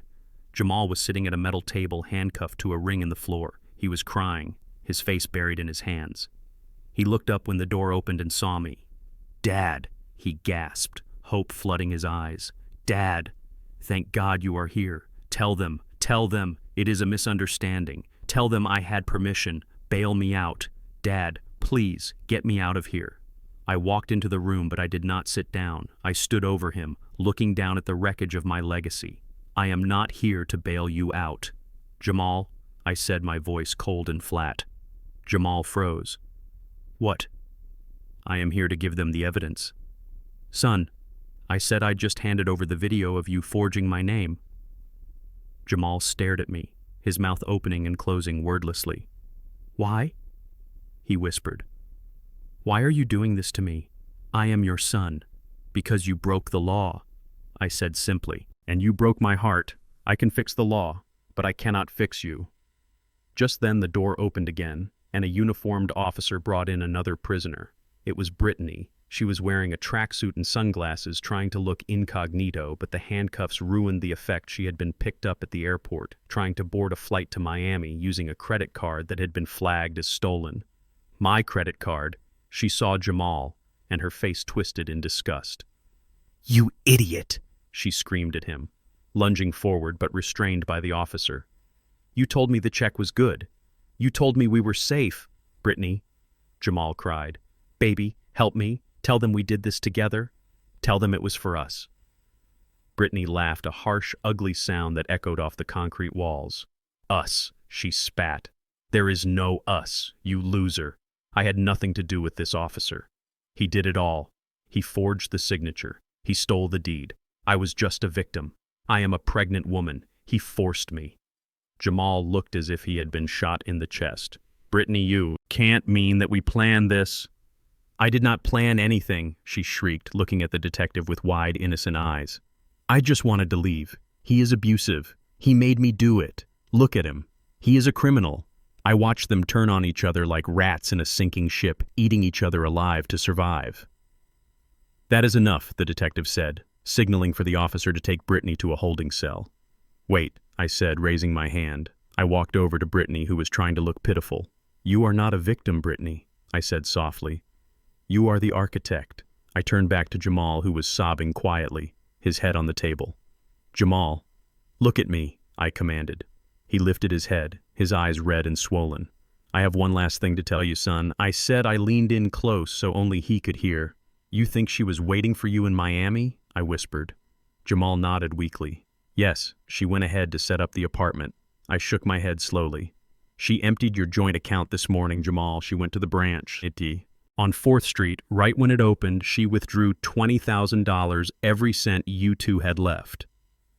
Jamal stared at me. "She did not buy 2 tickets to Miami, son," I continued. "She bought one. She was not going to set up an apartment for us. She was running away from you. She stole your money. She threw you under the bus, and she was going to leave you here to rot in prison while she drank mojitos on South Beach. Jamal looked at Brittany, who was avoiding his gaze, looking at the wall. Is that true? Jamal whispered, his voice breaking. Is it true? Brittany? Brittany sneered, dropping the act completely. You were dead. Wait, Jamal, she said, cold as ice. You were broke and you were stupid. I needed a fresh start, and 20,000 was my severance package. Jamal let out a howl of anguish, a sound of pure heartbreak that made the detective look away. I straightened up and adjusted my jacket. I am leaving now, I said. Dad, Jamal begged, reaching out his cuffed hands. Please do not leave me here. I have nobody. I looked at him, and for a second I wanted to save him. I wanted to write the check and make it all go away. But I knew that would only destroy him further. You have exactly what you earned, son, I said. I turned and walked out of the interrogation room, the sound of my cane tapping on the floor, the only rhythm in the chaotic station. I walked past the front desk, out the double doors, and into the rain. The air tasted clean, washed of the lies and the deceit. I called a taxi. Where to, the driver asked. Home, I said. But as the car pulled away, I knew my work wasn't done. Jamal was in a cell, but he was just the symptom. Brittany was the disease, and I had a feeling she had one more trick up her sleeve. But I was ready. I checked my phone, seeing a message from Ray Vance. Phase 2 initiated. Ray wrote. I smiled grimly. Let them rot, I thought. Let them sit in those cells and think about the family they destroyed. I closed my eyes and listened to the rain, knowing that for the first time in months, Beatrice and I would sleep safely in our own home. But the war wasn't over. Not yet. Justice had been served, but the final bill was yet to be paid. The airport terminal at Hartsfield-Jackson was buzzing with the chaotic energy of people rushing toward new lives. But for my daughter-in-law, Brittany Miller, it was supposed to be the gateway to paradise. She was standing at the first-class check-in counter, wearing oversized sunglasses and a trench coat, trying to look like a celebrity, trying to avoid the paparazzi. That existed only in her own mind. Standing next to her was Chad, the personal trainer, the man she had chosen over my son, because he had bigger biceps and fewer morals. Chad was busy checking his reflection in the glass partition, holding 2 passports and looking impatient. They were heading to Miami just like she planned, but Jamal was not part of this itinerary. She had stolen the last $20,000 from their joint account, the severance package she gave herself, for destroying my family, and she was ready to burn it on mojitos and hotel suites. I was not there to see it, but Ray Vance, my private investigator, was watching from a bench nearby, pretending to read a newspaper. He told me everything later, and the image was sweeter than any dessert Beatrice ever baked.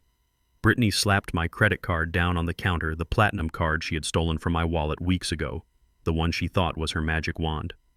2 tickets to Miami first class, she demanded, not even looking at the agent. The agent typed on her keyboard, smiled politely, and swiped the card a moment later. The smile faltered. I am sorry. Am, the agent said, her voice professional but firm. This card has been declined. Brittany let out a scoff of disbelief. Try it again, she snapped. It is a platinum card. It has a $50,000 limit. Just run it again. The agent did as she was told, but the result was the same, declined. Brittany grabbed the card, her hands starting to shake. She pulled out another card, the debit card linked to the joint account, the one holding the $20,000 she had drained from Jamal that morning. Use this one, she said, her voice rising an octave. Just get us on the plane. The agent swiped it. She waited. She frowned. I am sorry, Ma. And this card has been frozen by the bank due to suspicious activity reported by the primary account holder. Brittany froze. The primary account holder was Jamal, but Jamal was in jail. Jamal was crying in an interrogation room. Jamal could not have frozen the account, but I could. I had power of attorney over Jamal's accounts. A safeguard we set up years ago when he first got into gambling trouble. He had forgotten about it, but I had not the moment I left the police station. I called the bank and flagged every single transaction as fraudulent, that $20,000 was sitting in a digital limbo, untouchable. Chad stepped forward, his patience evaporating like mist. What is going on, babe? He asked, his voice tight. Pay the lady. We are going to miss the flight. It is a mistake, Brittany stammered, sweat beading on her forehead. The bank made a mistake. Just use your card, Chad. I will transfer the money to you when we land. Chad looked at her. He looked at the declined cards on the counter, and then he looked at his watch. He was a man who calculated relationships, like he calculated macronutrients, input versus output, and suddenly the investment did not look profitable. "You do not have the money." "Do you?" Chad asked, his voice dropping loud enough for Ray to hear. "I do," Brittany pleaded, grabbing his arm. "I have $20,000. It is just frozen. It is a glitch. Chad, please just pay for the tickets." Chad pulled his arm away, brushing off her hand like she was a piece of lint. "I am not paying for anything," he said, cold and flat. "You said you had it handled. You said you were leaving the old man and the loser's son with the cash." "I am leaving them," she cried. "I am here with you. You are here with nothing." Chad corrected. He picked up his gym bag, slinging it over his shoulder. "Where are you going?" Brittany screamed, causing heads to turn all over the terminal. "I am going to Miami," Chad said, walking away without looking back. "Solo. Do not call me Brittany. Lose my number." She stood there alone in the middle of the busiest airport in the world, watching her backup plan walk away, watching her future disappear. She checked her phone. Zero balance. She checked her wallet. Empty. She had no ticket. She had no money. She had no lover. And thanks to the warrant I knew was being issued, she was about to have no freedom. But Brittany was a survivor, like a cockroach. She knew there was only one place left to go, only one person soft enough to maybe let her back in. It was midnight when the doorbell rang at my house. Beatrice was asleep, finally resting after the trauma of the last few days. I was awake, sitting in the dark with my cane across my knees, waiting. I opened the door. Brittany was on her knees on my porch. She had lost the trench coat. She had lost the sunglasses. She looked like a ghost haunting the scene of her crime. Her makeup was smeared. Her eyes were red and swollen. She was shivering violently. "Please," she whispered. Her voice cracked and broken. "Please, Pops, let me in." I looked down at her and I felt nothing. Not hate, not pity, just a cold, weary resolve. "You have a lot of nerve coming back here, Brittany," I said, blocking the doorway. I had nowhere else to go. She sobbed, crawling forward, grabbing the hem of my trousers, getting mud on my shoes. "Chad left me. He stole my wallet. He tricked me." "Lies," I said simply. "You stole the money. You tried to run and you got caught." "No," she wailed, looking up at me, her face a mask of desperation.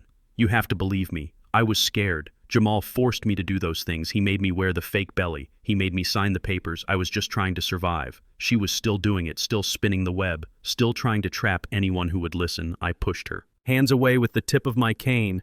The police are looking for you," I said. "Get off my porch before I call them myself." Brittany threw herself flat on the concrete, screaming into the stone.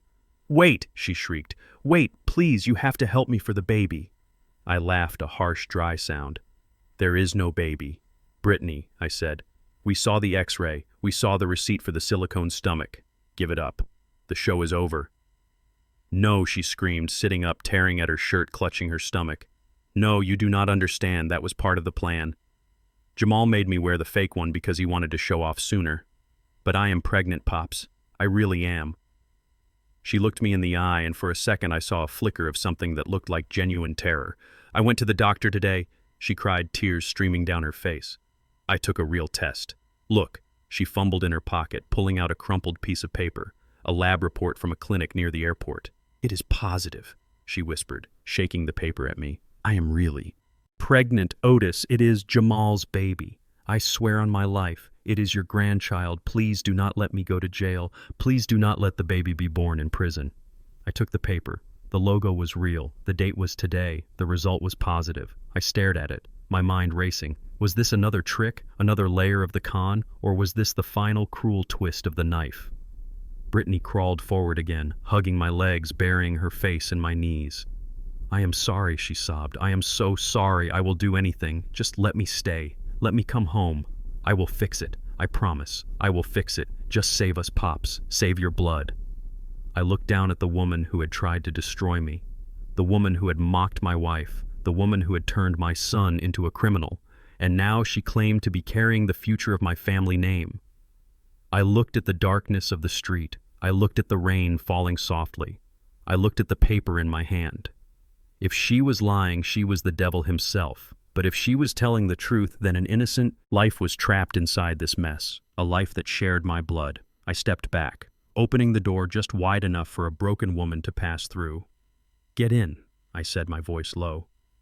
Brittany scrambled inside, collapsing on the rug in the foyer, weeping with relief.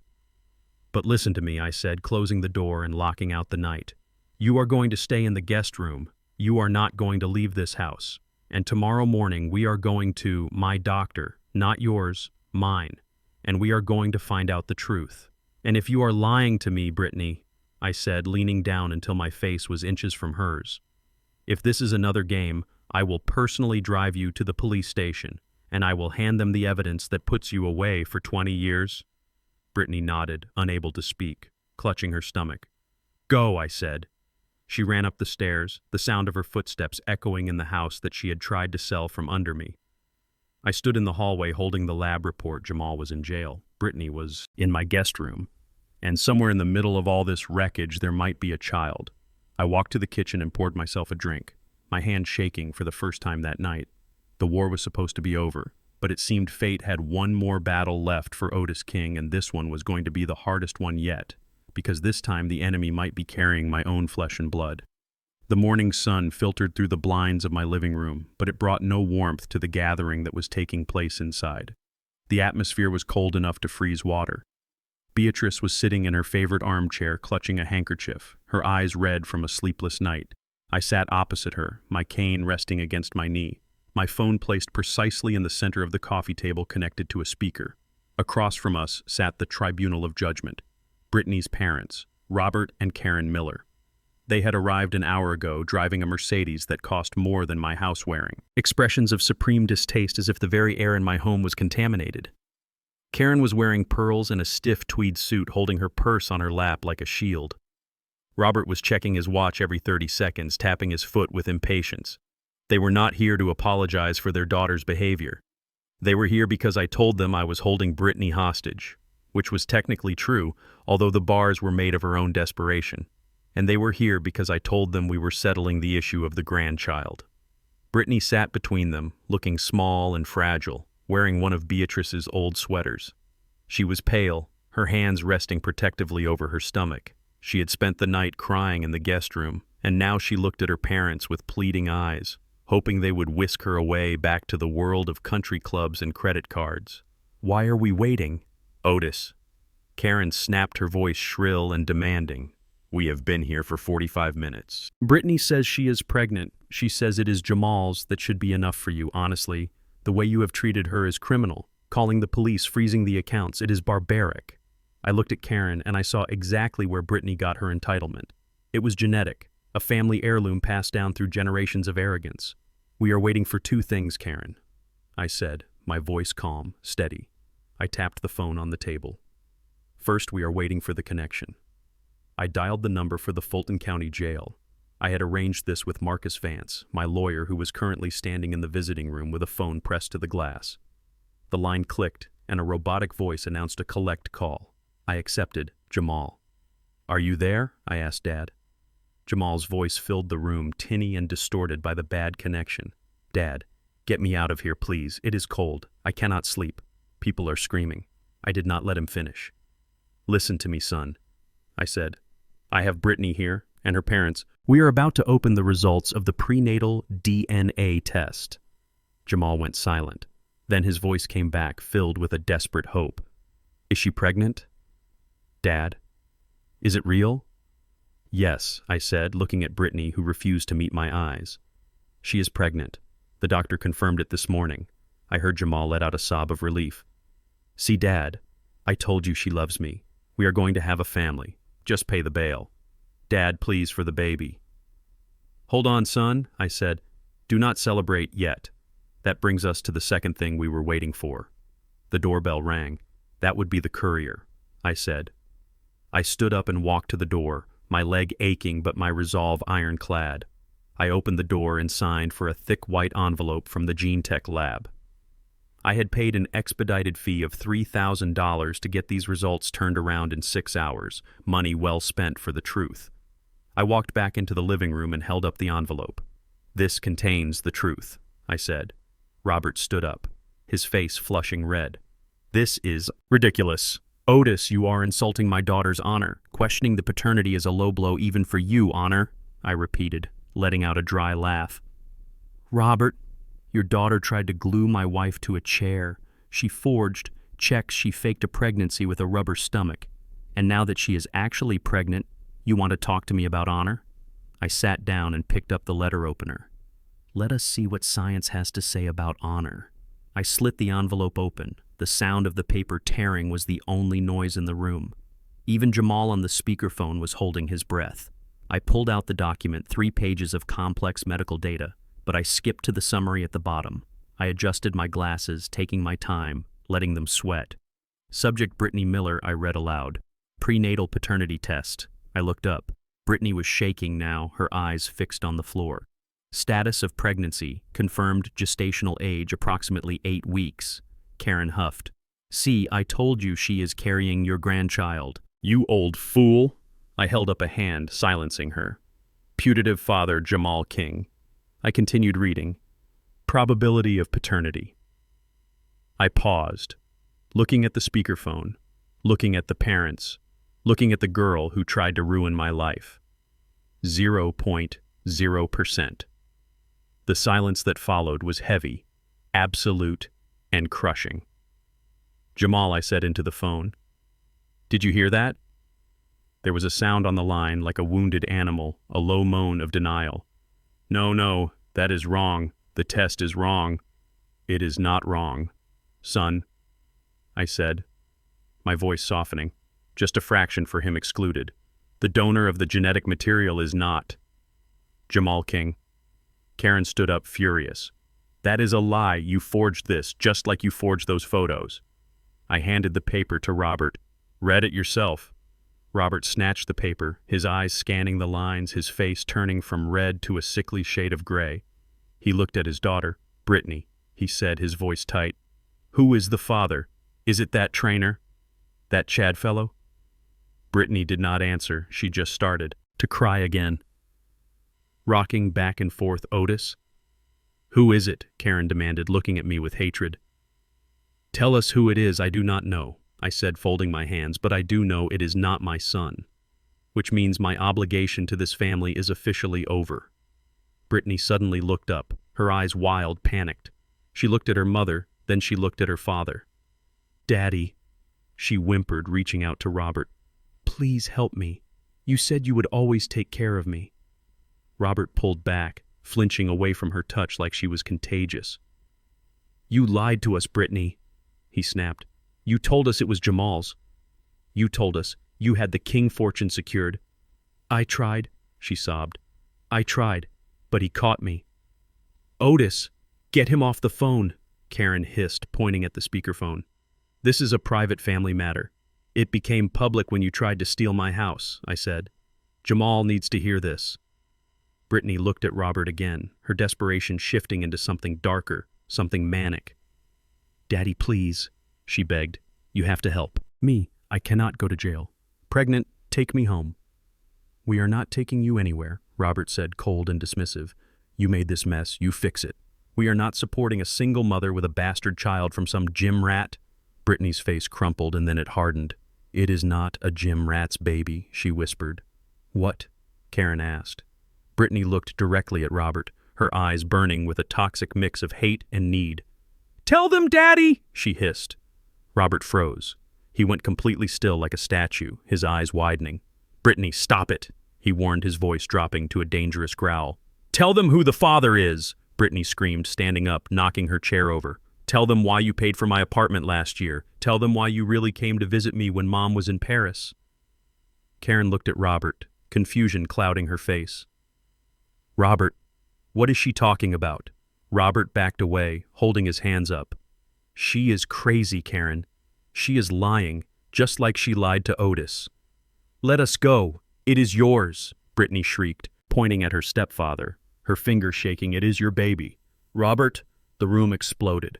Karen let out a sound that was half scream, half gasp. She turned to her husband, grabbing his lapels. Robert, tell me she is lying. Tell me right now. Robert pushed her away, his face sweating, guilty panic written in every line of his features. She seduced me, he shouted, his voice cracking. She is sick, Karen. She has always been jealous of you. You touched her, Karen screamed, slapping him across the face hard enough to leave a mark. You touched my daughter. I watched them, the perfect family, the wealthy socialites tearing each other apart in my living room. The rot had been there all along, hidden under expensive suits and pearl necklaces. I just peeled back the wallpaper. On the speakerphone, Jamal was silent. Jamal, I said quietly, are you hearing this? There was a long pause, then a sound. I will never forget the sound of a man's soul breaking. She was sleeping with her stepfather. Jamal whispered, his voice hollow. Dead. I picked up the phone. I am sorry, son. I said I am so sorry. Hang up, Dad. Jamal said. Hang up, please. I disconnected the call. In the living room, the war was escalating. Karen was hitting Robert with her purse, screaming obscenities. Brittany was laughing hysterically, sitting on the floor amidst the wreckage of her family. Get out, I said, my voice booming over the chaos. They stopped looking at me. Get out of my house, all of you, I said. Take your filth somewhere else. Karen looked at Brittany with eyes that held no love, only disgust. You are dead to me, she spat at her daughter. Do not call me. Do not come to the house. You do not exist. She turned and marched out the door. Robert looked at Brittany, then at me. He tried to straighten his tie, tried to regain some shred of dignity. I will sue you, he threatened, pointing a shaking finger at me. For what, I asked, exposing the truth. Get out, Robert, before I call the police and add statutory charges to your list of problems. I do not know when this started, but she looks young for her age. Robert paled and ran out the door, chasing his wife. Brittany was left alone on the floor. She looked up at me, the tears gone, replaced by a cold emptiness. Well, she said, her voice flat. Are you happy now you won? I looked at her, carrying a child that was the product of betrayal and sickness. I did not win, Brittany, I said sadly. Nobody won today. I walked to the door and held it open. Go, I said. She stood up, wrapping the sweater around her. She walked past me, her head down, stripped of her arrogance, stripped of her lies. She walked out into the sunlight, but she carried a shadow that would never leave her. I closed the door and locked it. I walked back to Beatrice, who was still sitting in the armchair, pale and shaken. I sat down next to her and took her hand. It is over, Bea, I said. She looked at me, tears in her eyes. Our poor boy, she whispered. I nodded. He is broken, I said. But he is free now. He knows the truth. I looked at the phone sitting on the table. Jamal was in a cell alone, but for the first time in years he was not living a lie. The house was quiet. The toxicity was gone, but the air felt heavy with the ghosts of what we had just witnessed. I stood up and walked to the window, watching Brittany walking down the street alone. No car, no money, no family. Justice is a bitter drink, I thought, but it is the only medicine that cures the disease. I turned back to my wife. Let us make some tea, Bea, I said. I think we need to wash the taste of this day out of our mouths. We went to the kitchen, leaving the empty envelope on the table, the paper that had saved my fortune and destroyed a family. The truth had set us free, but the cost was high, very high indeed. They say revenge is a dish best served cold, but I have found that justice is a meal best served publicly with a side of court orders and a garnish of high-definition video. The week following the DNA revelation was a blur of legal paperwork and decisive action. My lawyer, Marcus Vance, moved with the speed and precision of a guided missile, filing emergency motions to attach assets and recoup the losses that my son and his wife had inflicted upon me. The judge, a no-nonsense woman who had seen too many elder abuse cases to have any patience for Brittany's theatrics, granted us an emergency writ of attachment within 48 hours. The final tally was staggering between the $85,000 for the wedding, the $50,000 fraudulent loan Jamal had taken out in my name, and the $20,000 Brittany had stolen from their joint account. The debt was over $150,000.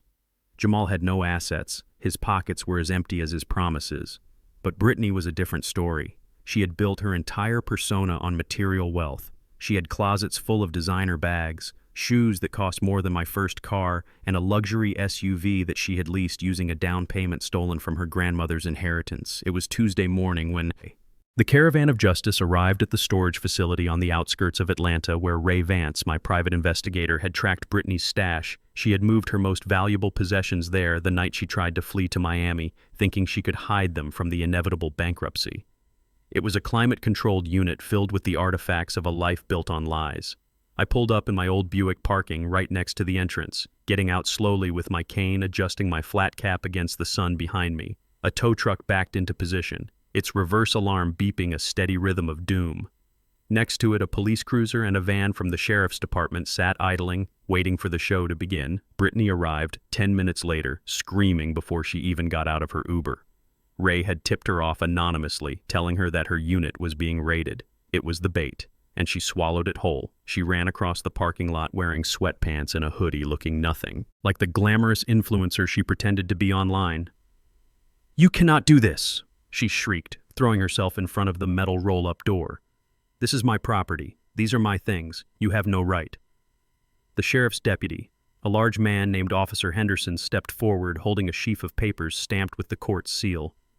Step aside," he said, his voice calm but brooking no argument. "We have a court order signed by Judge Reynolds authorizing the seizure of all assets within this unit to satisfy the judgment in favor of Mr. Otis King." Brittany looked at me, her eyes wild with panic. "Otis, please," she begged, changing tactics instantly, switching from rage to pity. "These are my investments, my Hermes bags, my Louboutins. They are all I have left. You cannot take them. They are my life. Your life was bought with my money." "Brittany," I said, leaning on my cane, my face impassive, "you stole from me. You stole from my son, and you tried to destroy my family. Consider this a refund," Officer Henderson cut the lock with a pair of bolt cutters.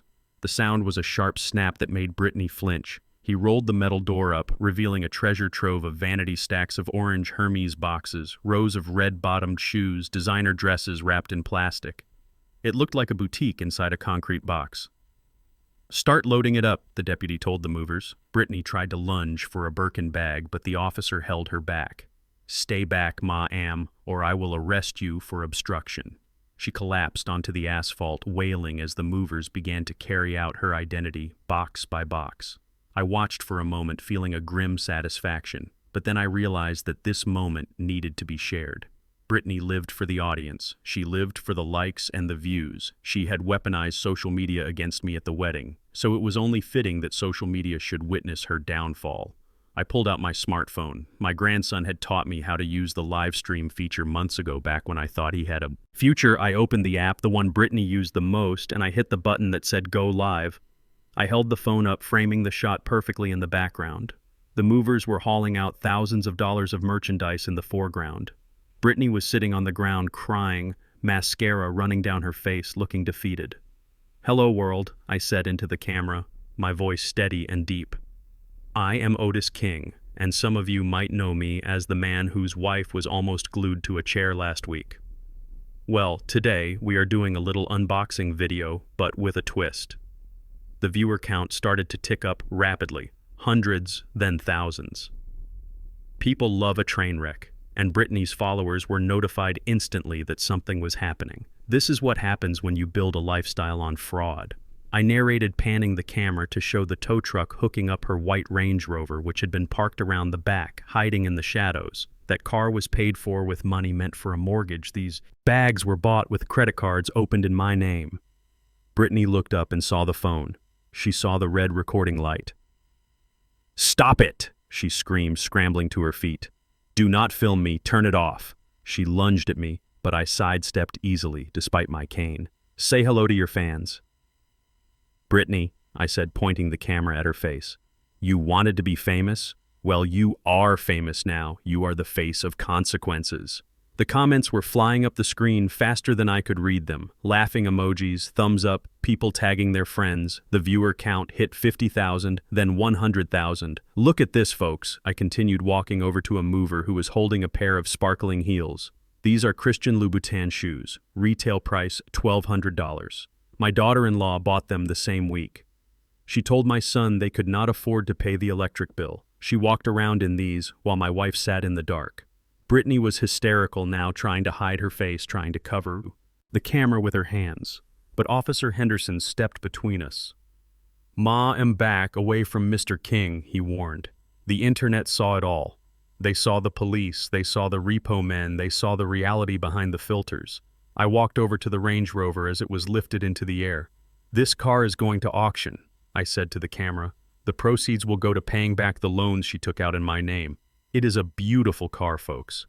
Barely driven, low mileage, perfect for anyone who wants to drive around knowing they aren't a thief. The viewer count hit 500,000. The video was being shared on blogs, news sites, and forums. The title, "The Glue Bride Gets Repossessed," was trending nationwide. Brittany stood by the empty storage unit watching her life being packed into a van. She looked at me, and for the first time she realized that the old man she had mocked, the man she had called senile and weak, had completely dismantled her world, using the very tools she cherished. "You monster," she whispered. "You are enjoying this." I lowered the phone, but I did not stop the stream. "I am not enjoying it, Brittany," I said.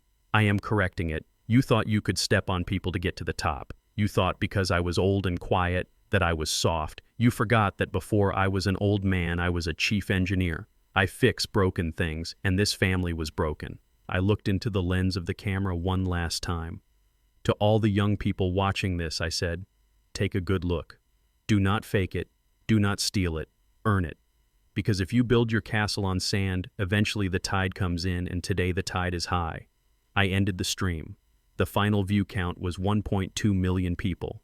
My phone started buzzing immediately, but it was not for me. Brittany's phone, which she was clutching in her hand, started blowing up with notifications, emails, text messages, alerts. She looked down at her screen, her face pale. "My agency," she whispered, looking at an email. "They are dropping me.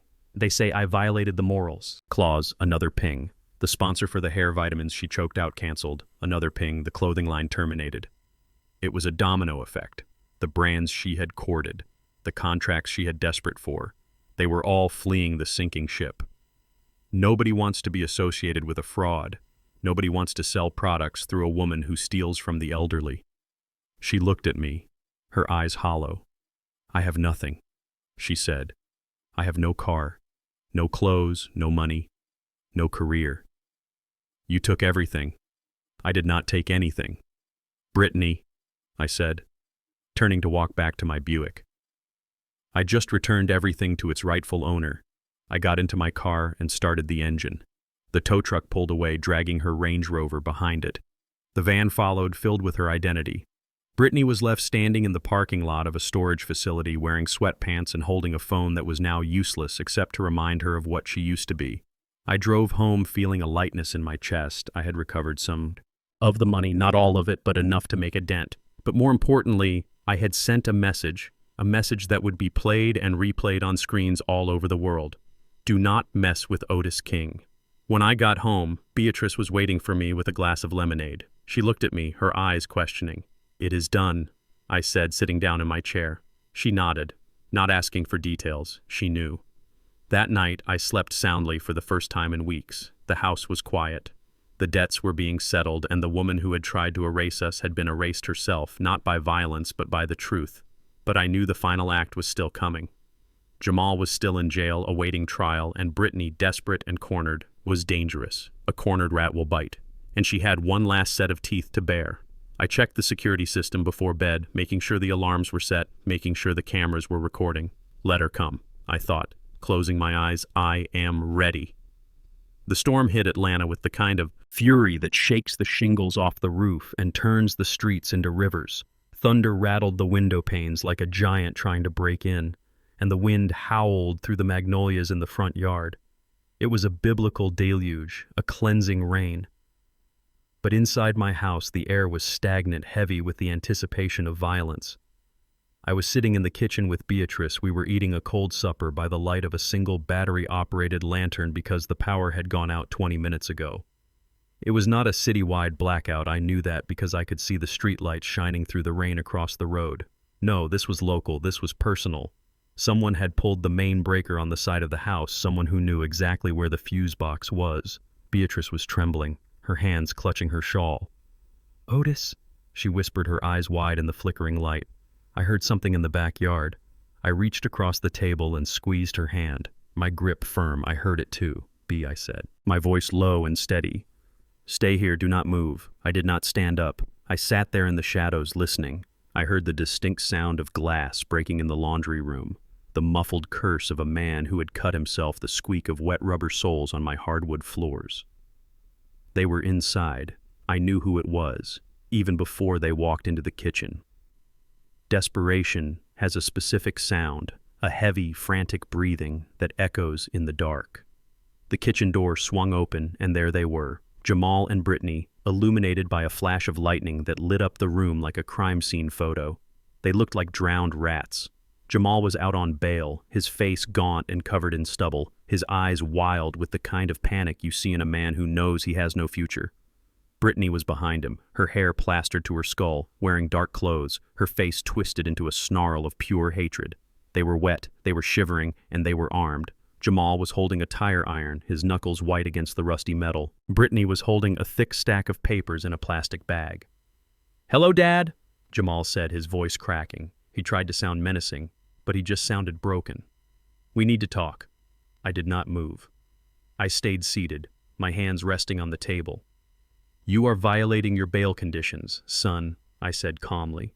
"You are not supposed to be within 500 feet of this house or me." "Screw the bail," Brittany screamed. Stepping out from behind him, she slammed the wet plastic bag onto the table, knocking over the lantern. Shadows danced wildly on the walls, making them look like monsters. "We are past bail, old man," she hissed. "We are past the police. We are leaving tonight. We are going to a place where nobody can find us. But we need money, and you are going to give it to us." I looked at the papers inside the bag. It was a new document drafted in haste, likely printed at a 24-hour copy shop, last will and testament. It read in bold letters, transferring all assets immediately to Jamal King and Brittany Miller. "I'm not signing anything," I said, my voice devoid of fear. Jamal stepped forward, raising the tire iron. "Dad, do not make this hard. Just sign the paper and we leave. We disappear. You never see us again. Just sign the damn will." "And then what?" I asked you. "Kill me, so the will takes effect. That is how wills work. Son, you do not get the money until the testator is dead. Is that the plan?" Jamal flinched. He looked at the tire iron in his hand. Then he looked at me. "We do not want to hurt you," he stammered. "Just sign it and we will figure it out." "He is lying," Brittany shouted. She lunged forward, her movement fast and predatory like a cobra striking. She grabbed a steak knife from the drying rack by the sink, the serrated blade glinting in the lantern light. Before I could react, she moved behind Beatrice. She grabbed my wife's silver hair and yanked her head back, pressing the cold steel of the knife against the soft skin of her throat. Beatrice let out a small, terrified whimper, her eyes rolling up in fear. "Sign it," Brittany screamed, spit flying from her mouth. "Sign it, old man, or she meets God right now." Jamal looked shocked. "Brittany, what are you doing? Put that down." "Shut up, Jamal," she yelled, not taking her eyes off me. "This is the only way he listens. Look at him. He is sitting there judging us. He thinks he is better than us. Well, are you better than a dead wife?" "Otis." I looked at Brittany, and I saw the end of the line she had crossed, the point of no return. She was not just a thief or a liar anymore. She was a killer in the making. The desperation had burned away her humanity, leaving only a hollow shell of greed and rage. My heart hammered in my chest, but my hands were steady. I had spent 40 years in engine rooms, fixing problems while the ship was sinking. I had served in a war before these two were even born. They saw an old man with a cane. They forgot that the cane was just a tool, not a crutch. "You let her go," I said, my voice dropping an octave, deadly. "Quiet. Sign the paper." Brittany pressed the knife, harder. A small drop of blood appeared on Beatrice's neck, bright red against her dark skin. That drop of blood changed everything. The time for talking was over. The time for fatherly patience was gone. I slowly moved my right hand off the table, lowering it to my lap. "Do not move," Brittany shrieked. "Keep your hands where I can see them." "I am just getting my reading glasses," I said, my voice calm, hypnotic. "I cannot sign if I cannot see." I reached under the table, but I did not reach for glasses. Years ago, after the neighborhood started changing, I had installed a holistic security measure. I had taped a holster to the underside of the heavy oak kitchen table, right above my right knee. Inside that holster was a Colt 1911 semi-automatic pistol fully loaded with the safety off. It was legal, it was registered, and I had practiced with it every month at the range. My hand found the grip. The cold, textured steel felt familiar and reassuring. I gripped the handle and ripped it free from the Velcro strap. In one fluid motion, a motion that defied my age and my arthritis, I brought the gun up above the table, leveling it directly at Brittany's face. The sight of the gun froze the room. Jamal dropped the tire iron. It clattered loudly on the tiles. Brittany's eyes went wide, the knife wavering slightly at Beatrice's throat. "Drop it," I commanded. My voice was not the voice of a disappointed father anymore. It was the voice of a man who had defended his life before and was ready to do it again. "Dad," Jamal whispered, putting his hands up. "Dad, do not shoot. Tell her to drop the knife, Jamal," I said. My eyes locked on Brittany's. "Drop it or I will paint the wall with her brains." Brittany's hand was shaking. She was breathing fast, panicking. She had expected a victim. She had found a soldier. "You won't shoot," she stammered. "You are old. You will miss you. Will hit your wife." "I never miss," I said. I shifted my aim just an inch to the right and pulled the trigger. Boom! The sound of the gunshot in the enclosed kitchen was deafening, like a grenade going off. The bullet flew past Brittany's ear, singing her hair, and embedded itself in the plaster wall behind her. With a thud, dust and debris rained down. Brittany screamed, dropping the knife and covering her ears, cowering away from the noise. Beatrice took the opportunity to slide out of the chair, scrambling across the floor to get behind me. I stood up, keeping the gun trained on them. The smoke from the barrel curling in the lantern light, the smell of cordite mixing with the smell of rain. I said, "Drop it." Brittany was on the floor, sobbing, covering her head. Jamal was on his knees, his hands clasped in front of him, praying, "Please, Dad, please do not kill us." I looked down at them, my son and his wife, the people who should have been caring for us in our old age, cowering on the kitchen floor like criminals. "I am not going to kill you," I said, my voice ringing in the sudden silence. I walked over to the wall near the fridge and pressed a small red button on the alarm panel. I had pressed the silent panic button under the table 5 minutes ago when the lights first went out, but this button was different. This button activated the external floodlights and the siren. The house exploded with light. Outside, the red and blue strobe lights of police cruisers were already flashing through the rain. The silent alarm had done its job. The siren began to wail, a high-pitched shriek that signaled the end of their freedom. "Come out with your hands up!" a voice boomed from a megaphone outside the house. "Is surrounded." Jamal looked at the window, then at me, realization crashing down on him. "You called them," he whispered. "You knew we were coming." "I always know, Jamal," I said. "I know you better than you know yourself. You are predictable because you are weak." I walked over to the back door, still holding the gun, keeping it pointed at the floor but ready. "Open the door," I ordered Jamal. He stood up, his legs shaking. He walked to the door and unlocked it. He pushed it. "Open." The rain blew in, followed immediately by a team of SWAT officers in tactical gear, weapons drawn. They swarmed the kitchen, moving with precision. "Drop the weapon," Mr. King, an officer shouted. Seeing my gun, I slowly placed the pistol on the table and raised my hands. "It is registered," I said. "Calm." They broke in. They held a knife to my wife. The officers grabbed Jamal and Brittany, throwing them to the floor, handcuffing them roughly. Brittany was screaming about police brutality, about her rights, but nobody was listening. Jamal was crying, silent tears, his face pressed against the wet tiles. I watched as they hauled them up. Jamal looked at me one last time as they dragged him out into the storm. "Dad," he choked out. "Dad, I am sorry."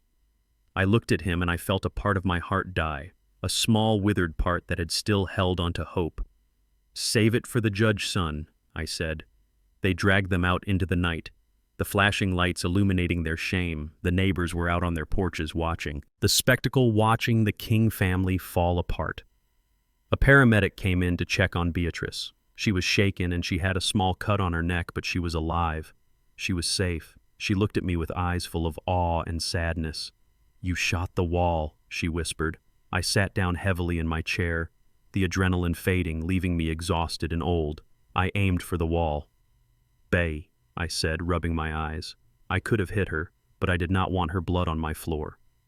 The police captain came in, a man I knew from the community meetings. He looked at the gun on the table, then at the hole in the wall, then at me. "Mr. King," he said, shaking his head. That was a close call. You acted within your rights. Self-defense. She had a weapon. I nodded.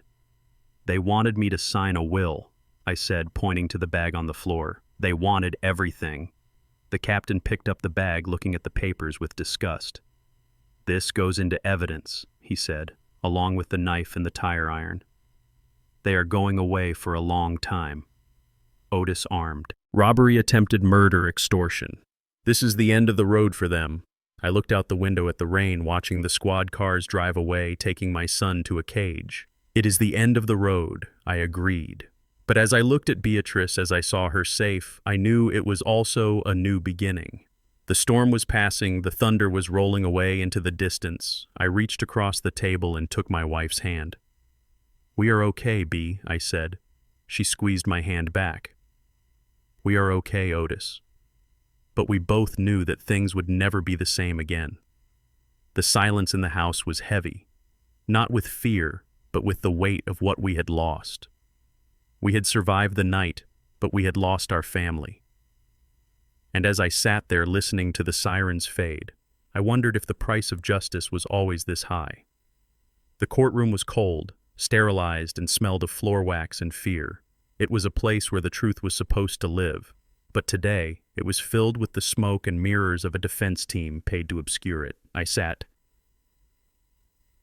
in the front row next to Beatrice, holding her hand. Her knuckles were white against her dark skin, but she did not tremble. Not today. Today, we were not victims. We were witnesses to the end of a nightmare. Jamal and Brittany sat at the defense table wearing orange jumpsuits that clashed horribly with Brittany's pale complexion and Jamal's ashen face. They looked like strangers, two people who had been shipwrecked on the same island and were now looking for a way to eat each other, to survive. Brittany whispered frantically to her lawyer, a man with a slick smile and a suit that cost more than my first car. Jamal just stared at the table, his eyes empty, void of the spark I had seen when he was a boy catching his first fish. The charges were read aloud by the bailiff, and the list was long: conspiracy to commit murder, elder abuse, grand larceny, forgery, fraud. It sounded like the rap sheet of a career criminal, not my son and his influencer wife. The trial began with the opening statements, but the real war started when Brittany's lawyer, Mr. Sterling, rose to his feet. He was a man who made his living by casting doubt on the sun rising in the east. He buttoned his jacket, walked over to the jury box, and began to weave a fairy tale. Ladies and gentlemen, he said, his voice smooth as oil, you are going to hear a lot of sensational claims today. You are going to see videos and hear recordings. But I ask you to consider the source. Mr. Otis King is a man of advanced age, a man who by his own admission has been acting erratically, playing games, feigning dementia. He is a man with significant resources and a vendetta against his daughter-in-law because she does not fit his idea of a traditional wife. He turned and pointed a finger at me. This man has the money and the connections to fabricate evidence. He hacked into a hotel security system. He manipulated audio recordings. He hired private investigators to stalk these young people. What you see here is not a crime. It is a family dispute orchestrated by a controlling patriarch who wants to punish his son for falling in love. Brittany wiped a fake tear from her eye, playing the part of the persecuted Juliet perfectly. I felt Beatrice tense beside me, but I just squeezed her hand. Let him talk. Bea, I whispered. He is just digging the hole deeper. When it was our turn, Marcus Vance stood up. He did not use flowery language. He did not pace around the courtroom. He just laid out the facts, like bricks building a wall that nobody could climb over. But the defense fought back hard when I took the stand. Sterling grilled me for 2 hours, trying to make me look like a vengeful tyrant. He questioned the authenticity of the video at the wedding. He claimed the audio from the house was edited. He tried to paint me as the villain. Mr. King, is it not true that you hated Brittany Miller from the moment you met her? Sterling asked, leaning on the witness stand. I did not hate her, I said calmly. I just saw through her. And this video of the so-called forgery, Sterling continued, holding up a still frame. Isn't it possible that this is a deep fake? A manipulation created by your tech-savvy associates? You have admitted to hiring hackers, haven't you? I admitted to hiring security experts, I corrected. Whatever you call them, Sterling sneered. The point is, you have the means to create a false reality, and that is exactly what you have done. You have framed this young couple because you cannot stand losing control. He was good. I had to give him that. He was planting seeds of doubt in the jury's minds. I saw a few jurors nodding, looking at me with suspicion, looking at Brittany with pity. It was time to pull the rug out. Marcus stood up after the cross-examination. "Your Honor," he said, "the prosecution would like to call a witness, not previously listed on the docket due to safety concerns we have just received. Clearance to bring him in." The judge raised an eyebrow. "Proceed, Mr. Vance."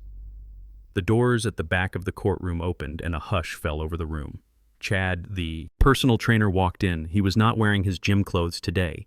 He was wearing a cheap suit that was too tight in the shoulders, and he looked like a man walking to the gallows. He avoided looking at Brittany, who had gone rigid in her seat, her mouth opening in a silent gasp of horror.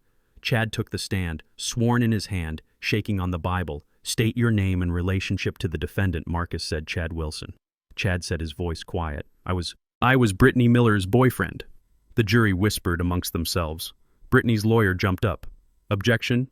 Relevance. Overruled," the judge said. "Sit down, Mr. Wilson," Marcus continued.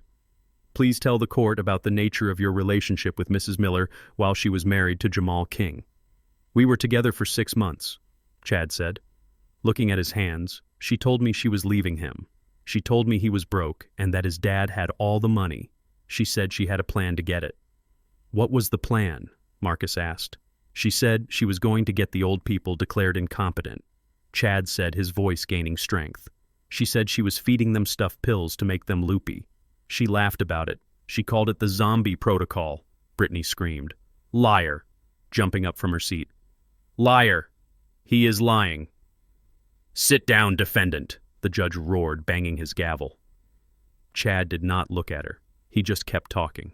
She said, "Once they were in the home, she would sell the house and we would go to Miami. She showed me the listings. She showed me the fake pregnancy belly. She wore it to the bar. She said it was the ultimate guilt trip." The jury was riveted. Now the doubt was vanishing, replaced by disgust. But Chad was just the appetizer. I had one more course to serve. "Thank you, Mr. Wilson." Marcus said, no further questions. Sterling tried to cross-examine. Chad tried to paint him as a jilted lover, but Chad had text messages. He had voicemails. He had receipts. The truth is a heavy shield, and Sterling could not break it. When Chad stepped down, Brittany looked defeated, but Jamal looked destroyed. He was hearing the details of his betrayal in high definition in front of a jury of his peers. "Your Honor," Marcus said, "we have one final witness." The doors opened again, and this time a woman walked in. She was small, nervous, wearing a cardigan over a simple dress. It was Amber, the fake nurse, the woman with the pink scrubs and the gum. She looked terrified. Brittany went pale. She grabbed Sterling's arm, whispering. Frantically, Sterling stood up. "Objection, Your Honor. This witness is a known associate of the plaintiff. This is an ambush. It is a witness to a crime, counselor," the judge snapped. "Sit down, or I will hold you in contempt."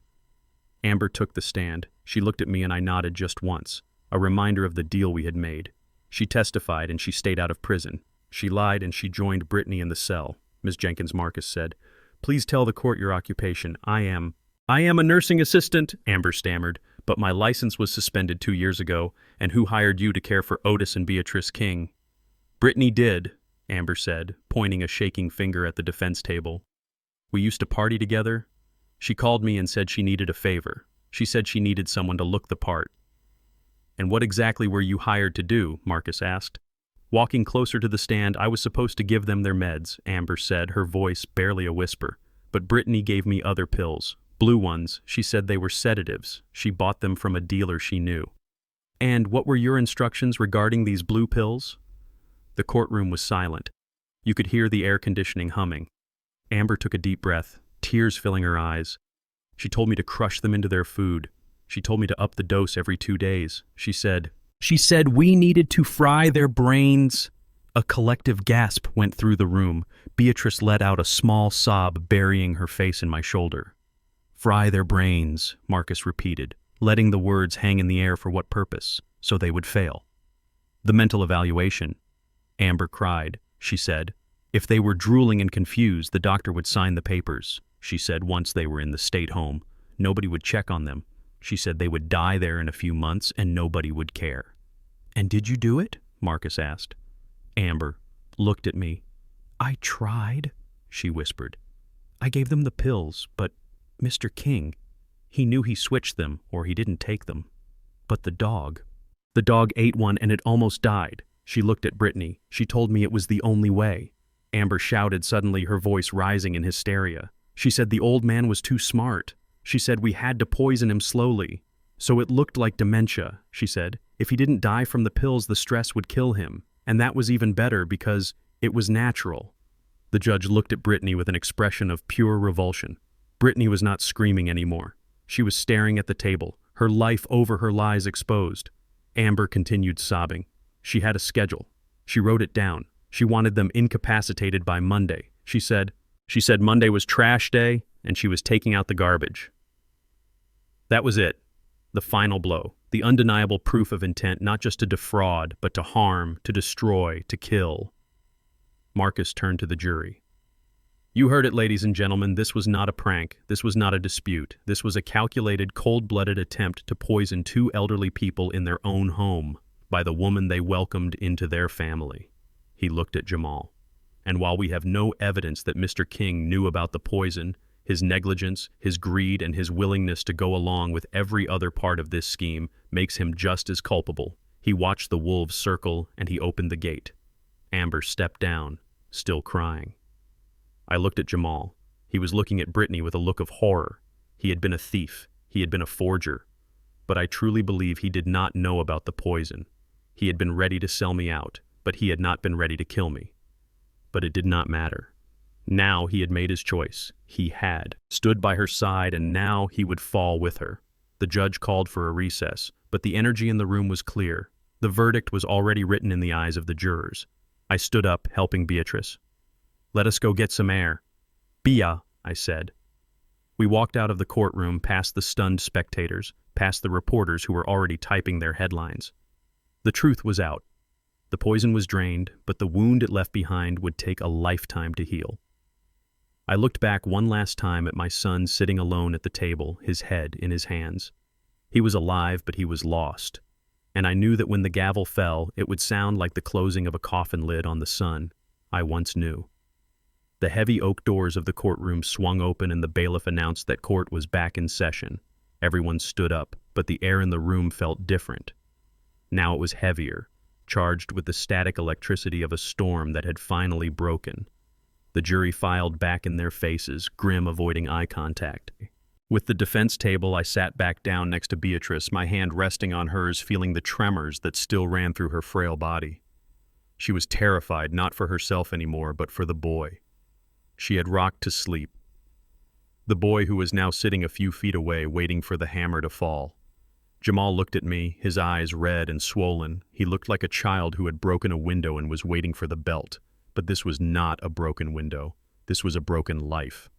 Before the judge could even ask for final statements, Jamal stood up, his chair scraping loudly against the floor. "Dad," he cried, his voice cracking and filling the silent room. "Dad, please, you have to tell them. I did not know about the poison. I swear to God, Dad, she did it. She did it all." He pointed a shaking finger at Brittany, who was sitting stone-faced, staring at the wall. "She manipulated me," Jamal sobbed, snot running down his face. "She told me we had no choice. She told me you hated us." She twisted my head. "Dad, I was just trying to make her happy. I was just trying to be a man. Please, Dad, tell the judge I am not a killer. I am your son." Brittany laughed a sharp, bitter sound that cut through his pleading. "You are pathetic," she spat, looking at him with pure revulsion. "You were happy to spend the money, Jamal. You were happy to forge the signature. Do not act like a saint. Now you are just a coward." "Silence," the judge boomed, banging his gavel. "Sit down, Mr. King, or I will have you restrained." Jamal collapsed back into his chair, burying his face in his hands, weeping uncontrollably. The sound was grating. It was the sound of a man who was sorry. He got caught, not sorry for what he did. The prosecutor stood up. "Your Honor, the state rests, but before sentencing, we would like to offer the victim, Mr. Otis King, the opportunity to make an impact statement." The judge looked at me, his expression softening.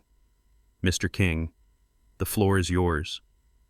I stood up slowly, leaning on my cane. My knees ached. The rain from last night was still in my bones. Walked to the witness stand, the wooden floorboards creaking under my weight. I stood there and I adjusted my tie. I looked at the flag in the corner. I looked at the jury and I looked at the judge. I did not look at my son. "Mr. King," the judge said, gentle and patient, "take your time." I took a deep breath, inhaling the scent of old wood and floor wax. "Your Honor." I began, my voice low and raspy like an old engine turning over. 40 years ago, I got a job at the shipyards down in Savannah. I was a junior mechanic fixing diesel engines that were bigger than this room. It was dirty work. It was dangerous work. The noise was so loud your teeth would rattle in your skull, and the heat was enough to cook a man alive. I paused, letting the memory wash over me. I worked 16-hour shifts. I continued sometimes 7 days a week. I came home with grease under my fingernails that no amount of scrubbing could get out. I came home smelling of diesel and sweat, my back screaming, my hands covered in burns and cuts. Grip the railing of the stand. I did that for 30 years. I did that so my wife could have a nice house with a garden. I did that so my son would never have to touch a wrench if he did not want to. I did that so he could go to college, so he could wear suits, so he could have soft hands. I finally turned my head slightly, looking toward the defense table but focusing on the empty space between Jamal and Brittany. I wanted him to have the life I never had. I said, my voice gaining strength. I wanted him to start the race halfway to the finish line. But I made a mistake, a terrible mistake. I gave him the things, but I forgot to teach him the cost of them. Jamal let out a low moan. "Dad, please." I ignored him. I taught him how to fish. I continued, but I never taught him how to mend the net. I taught him how to drive, but I never taught him how to change the oil. I protected him from the hard edges of the world, and in doing so, I made him soft. I made him entitled. I looked at the jury, 12 strangers, who held the fate of my blood in their hands. He looked at my sweat and he saw a bank account. I said he looked at my sacrifices and he saw an inheritance. He looked at his mother, a woman who loves him more than her own life, and he saw an obstacle to a payday. I took a breath, my chest tight. He says he was manipulated. He says he did not know about the poison. Maybe that is true. Maybe he did not know the exact chemical mixture, but he knew the intent. He knew his wife hated us. He knew she wanted us gone, and he opened the door for her. He held the coat while she loaded the gun. He drove the getaway car. I looked at Brittany, who was staring at me with cold, dead eyes. "And her," I said, pointing with my cane. "She is a predator. She saw a weak man and she used him. She saw a loving family and she saw a target. She is dangerous because she has no soul. She has a calculator where her heart should be." I turned back to the judge. "Your Honor, I am not asking for mercy," I said, my voice firm, iron hard. "Mercy is for mistakes. This was not a mistake. This was a plan. This was a siege. I am asking for justice, not for me, but for my wife, who wakes up screaming in the night because she feels a knife at her throat. I am asking for justice for the parents who work 16-hour shifts hoping their children will be better than them, only to find out they raised wolves." I stepped down from the stand. The silence in the room was absolute, heavy and suffocating. I walked back to my seat and took Beatrice's hand. She was crying silently, tears streaming down her face. The judge cleared his throat, shuffling the papers on his desk. He looked at the defendants, his face grim. "Jamal King, Brittany Miller, please stand." They stood up, Jamal shaking so hard he had to lean on the table. Brittany standing rigid, defiant to the end. "The jury has found you guilty on all counts." The judge read his voice echoing in the chamber. "The evidence presented was overwhelming. The callousness of your actions, the premeditation, the sheer cruelty of your crimes against two vulnerable elderly people who gave you nothing but love is reprehensible." He looked at Brittany. "Mrs. Miller, you were the architect of this nightmare. You introduced the poison, you forged the documents, you held the knife to Mrs. King's throat. There is no rehabilitation for the kind of malice you have displayed. I sentence you to 15 years in the state penitentiary without the possibility of parole." For the first 10 years, Brittany gasped, her defiance shattering. She looked around wildly as if looking for an exit. "No," she screamed. "No, you cannot do this. I am famous. I have a life." "Bailiffs, take her into custody," the judge ordered. 2 officers grabbed Brittany's arms, hauling her back as she screamed and kicked, dragging her toward the side door. The judge turned his eyes to Jamal. "Mr. King," the judge said, his voice softer but no less severe. Your counsel argues that you were a pawn, that you were manipulated by a dominant partner while the court acknowledges this dynamic. It does not excuse your actions. You betrayed the most fundamental trust in society, the trust between a child and a parent. You watched your wife poison your parents and you did nothing. You participated in the theft. You participated in the fraud. He paused, letting the weight of his words settle. I sentence you to 10 years in the state penitentiary. Jamal's legs gave out. He collapsed into the chair, putting his head on the table, sobbing loud, racking sobs that shook his whole body. 10 years, oh God, 10 years. The gavel fell, a sharp crack that sounded like a gunshot, ending the war.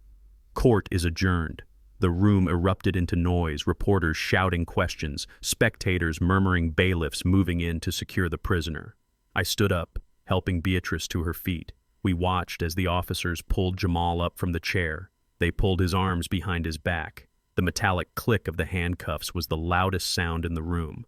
Jamal looked up and saw us standing there. He stopped struggling. He looked at me, his eyes filled with a terrifying mixture of fear and regret. "Dad," he choked out. "Dad, please do not let them take me. I am sorry. I am your son." I walked over to the railing separating the gallery from the court floor. I stood just a few feet away from him, close enough to see the sweat on his forehead, close enough to smell the fear on him. "Dad," he whispered, "help me."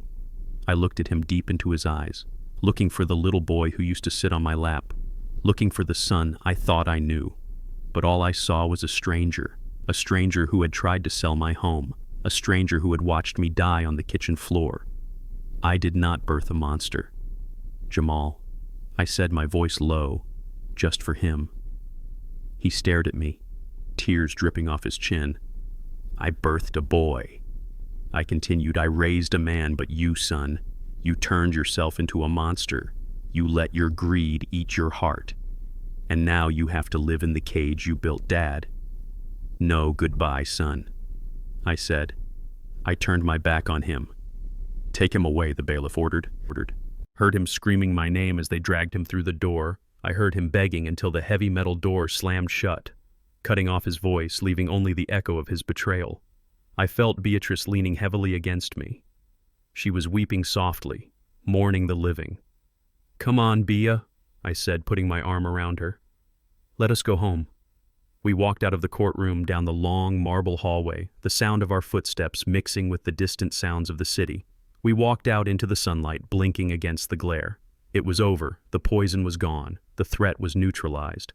But as we stood on the courthouse steps waiting for our taxi, I felt a hollowness in my chest that no amount of justice could fill. I had won the war, but I had lost the only soldier I really cared about saving. I squeezed Beatrice's hand and we stood there, two old survivors watching the world go by, knowing that tonight, for the first time in a long time, the house would be completely silent, and that silence was going to be the hardest thing of all to bear. The silence in the house was different now. It was not the tense, suffocating silence of a home under siege, and it was not the terrified silence of two old people waiting for the next blow to fall. It was the heavy, hollow silence of a battlefield after the smoke has cleared and the dead have been counted. The war was over. Jamal was in a cell. Brittany was in a cell, and the media circus had moved on to the next tragedy, leaving us alone in the wreckage of our family history. It had been 3 days since the sentencing, 3 days since I watched my only son being dragged away in chains screaming for a mercy he did not deserve. I had not slept much. My nights were filled with the echoes of his voice and the image of his face twisted in fear, but Beatrice was taking it harder. She was fading right before my eyes. She sat in her armchair by the window staring at the garden, her hands trembling in her lap. She had barely eaten. She had barely spoken. Looked like a ghost haunting her own life. I walked into the living room carrying a tray with tea and toast, trying to keep some semblance of normalcy. "B," I said softly, setting the tray down on the coffee table. "You need to eat something, honey. Just a little bit for me." She turned her head slowly, her eyes dull and red-rimmed. She looked at me for a long moment as if she was trying to recognize the man standing in front of her. Then her face crumpled, and she started to weep. It was not the loud, hysterical crying of Brittany. It was the quiet, heart-wrenching sobbing of a mother who feels she has failed the most important job of her life. Otis, she whispered, her voice cracking. I have to tell you something. I cannot carry it anymore. I sat down on the ottoman in front of her, taking her cold hands in mine. Tell me, B. Whatever it is, we can handle it. We have handled everything else. She shook her head, tears spilling onto her cheeks. You do not understand, Otis. This is my fault. I made him this way. Protected him when I should have stopped him. I listened patiently, my thumb rubbing the back of her hand. I knew she was hurting. I knew she was blaming herself. Mothers always do. They take the sins of their children and weave them into their own souls. 5 years ago, she said, her voice barely audible. Do you remember when we thought the bank made a mistake with the savings account, the time $5,000 went missing and then reappeared a week later? I went. Still, I remembered it perfectly. It was the fund we kept for emergency house repairs. I had noticed the withdrawal immediately. I remembered, I said carefully, it was not the bank. Beatrice sobbed, it was Jamal. He came to me crying, saying he owed money to some bad people, saying they were going to hurt him if he did not pay. He begged me not to tell you, he said. You would be so disappointed. He said you would cut him off. She squeezed my hands, her grip surprisingly strong. I gave him the code, Otis. I went to the bank and I withdrew the money and I gave it to him, and then I felt so guilty. I felt so terrible lying to you that I sold my mother's diamond brooch, the one she left me in her will. I sold it to a pawn shop downtown and I put the money back in the account before the statement came. I lied to you, Otis. I lied to protect a thief. She buried her face in her hands, her shoulders shaking with the weight of a secret she had carried for 5 years, a secret that had eaten away at her integrity. I sat there looking at the woman I had loved for half a century. I looked at her gray hair, her fragile frame, and the immense love she held in her heart, a love that had been weaponized against her by our own son. I reached out and gently pulled her hands away from her face, forcing her to look at me. B, I said, my voice low and tender, you did not lie to me. She looked at me confused. Yes, I did. I hid it. I never told you. I know you didn't tell me. I said, but I knew. She blinked, tears caught in her lashes. What I knew the day it happened. B, I explained, I have alerts on every account the moment that $5,000 was withdrawn. I got a notification on my phone. I went to the bank the next day and I saw the security footage. I saw you handing the envelope to Jamal in the parking lot. I saw him crying. I saw you hugging him. Beatrice stared at me, her mouth opening slightly. And I knew about the brooch. I continued. I knew how much that pin meant to you. It was the only thing you had left of your mother when I saw it was gone from your jewelry box. I went to every pawn shop in Atlanta until I found it. I reached into my pocket and pulled out a small velvet pouch. I had carried it with me for 5 years, waiting for the right moment, waiting for her to tell me, or waiting until I took the secret to my grave. I opened the pouch and tipped it into her palm. The diamond brooch sparkled in the afternoon sun, intact and beautiful. Beatrice gasped, clutching the jewelry to her chest. You bought it back. I bought it back the same day, I said, and the money you put back in the account, I knew where it came from. I knew you were trying to fix his mess. But why? She whispered. Why didn't you say anything? Why did you let me think I had fooled you because I loved you? I said simply. And because I loved him too. I thought it was a one-time mistake. I thought he was in trouble and you were being a mother. I wanted to give him a chance to grow up. I wanted to give him the dignity of thinking he had gotten away with it, so maybe he would learn from the fear. I sighed, a heavy sound that seemed to pull the air out of the room. But I was wrong. B, we were both wrong. We thought we were saving him, but we were just teaching him that there are no consequences. We taught him that if he cries hard enough and lies big enough, we will clean up the mess. Beatrice looked at the brooch, then at me, the realization washing over her. We created this, she whispered. We made him a monster. No, I said firmly, reject that thought. We did not make him a monster. We fed a weakness that was already there, but he made the choice. B, every single time he stole, he made a choice. Every time he lied, he made a choice. And 5 years ago, he stole money. But last week, he stole our lives. There is a line and he crossed it. I stood up and walked to the window, looking out at the street where Jamal used to ride his bike, where he used to play catch, where he used to be innocent. I knew about the other times, too. I confessed looking at the reflection of my wife in the glass 3 years ago, when he said he lost his wallet and needed rent money. I knew he had gambled it away. I gave him the cash anyway. 2 years ago, when he said his car needed a new transmission, I knew he had spent the money on a trip with Brittany. I paid the mechanic directly. I turned back to face her. I did it because I did not want to break your heart. I said I did not want you to see what I saw. I saw the greed growing in him. I saw the entitlement. And I thought if I just gave him enough, if I just supported him enough, eventually he would become the man we raised him to be. I walked back to her and knelt down, ignoring the pain in my knees. I put my hands on her face, wiping away the tears. But we cannot buy character. Be, I said, and we cannot love away evil when he held that knife to your throat, when he watched his wife threaten to kill you.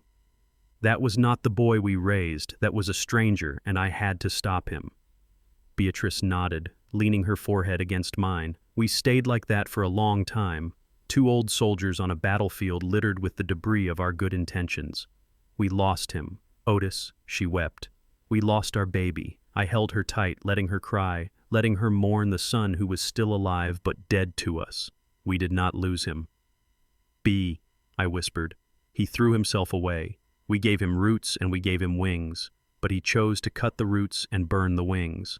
We cannot blame ourselves for the path he walked. We can only blame ourselves for holding the map for too long. The sun began to set, casting long shadows across the room. The tea on the table was cold, untouched. The silence returned, but it was different now. It was shared. It was a burden distributed between 2 backs, making it bearable. We have to let him go, I said, my voice thick with emotion. We have to let him serve his time, and we have to live our lives. We cannot spend the rest of our days in this house waiting for a ghost to come home. Beatrice looked up at me, her eyes searching mine. What do you mean? I mean, we cannot stay here? I said, looking around the room at the memories that were now tainted by violence and betrayal. This house is poisoned. B. Every room has a memory of him. Every corner has a shadow of what happened that night. We need to leave. We need to start over. Leave, she asked. But this is our home. It is just a building, I said. A building filled with ghosts. I have the money. B. I have the resources. We can go anywhere. We can do anything. We never took those trips. We talked about we never saw the world. Because we were too busy saving for a future for Jamal. Well, Jamal has his future now. It is time we claimed ours. Beatrice touched the brooch pinned to her dress, her fingers tracing the diamonds. You really kept this for 5 years, she asked. I would have kept it for 100. I said I would have done anything to protect you, even from the truth. But no more secrets, B. No more hiding things to save feelings from now on. It is just us and the truth. She nodded, a small sad smile touching her lips. Just us, she repeated. We sat there as the room grew dark, holding each other, mourning the living boy who had died in our hearts, but finding comfort in the fact that the 2 people who mattered most were still here, still standing and still together. The bond between us, which had been tested by fire and lies, was stronger than steel. We had lost a son, but we had found each other again in the darkness. And as I helped my wife up from the chair and led her to the kitchen to finally eat, I knew that we would survive this. We would heal. The scar would always be there, a jagged line running through our family history, but scars are just proof that you survived something that tried to kill you. We were survivors. Otis and Beatrice King. And tomorrow we would start building a life that was just for us. 365 days is enough time for the earth to circle the sun, but it is also enough time for a man to rebuild a life from the ashes of a fire started by his own flesh and blood. I stood on the sidewalk looking at the house one last time. The for sale sign was gone, replaced by a sold sticker that slapped across the wood like a bandage over a wound. The new owners were a young couple with a baby on the way, and eyes full of hope.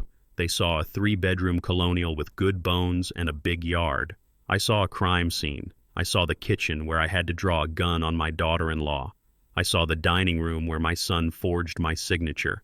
I saw the ghosts of the family I thought I had. I turned my back on the house, and I did not look back.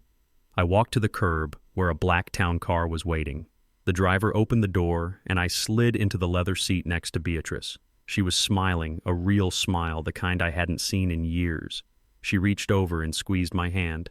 "It is done, Otis," she said. "It is done," I agreed. We had sold the house for $1.4 million, a fair price for a lot of bad memories. But that money was just the beginning.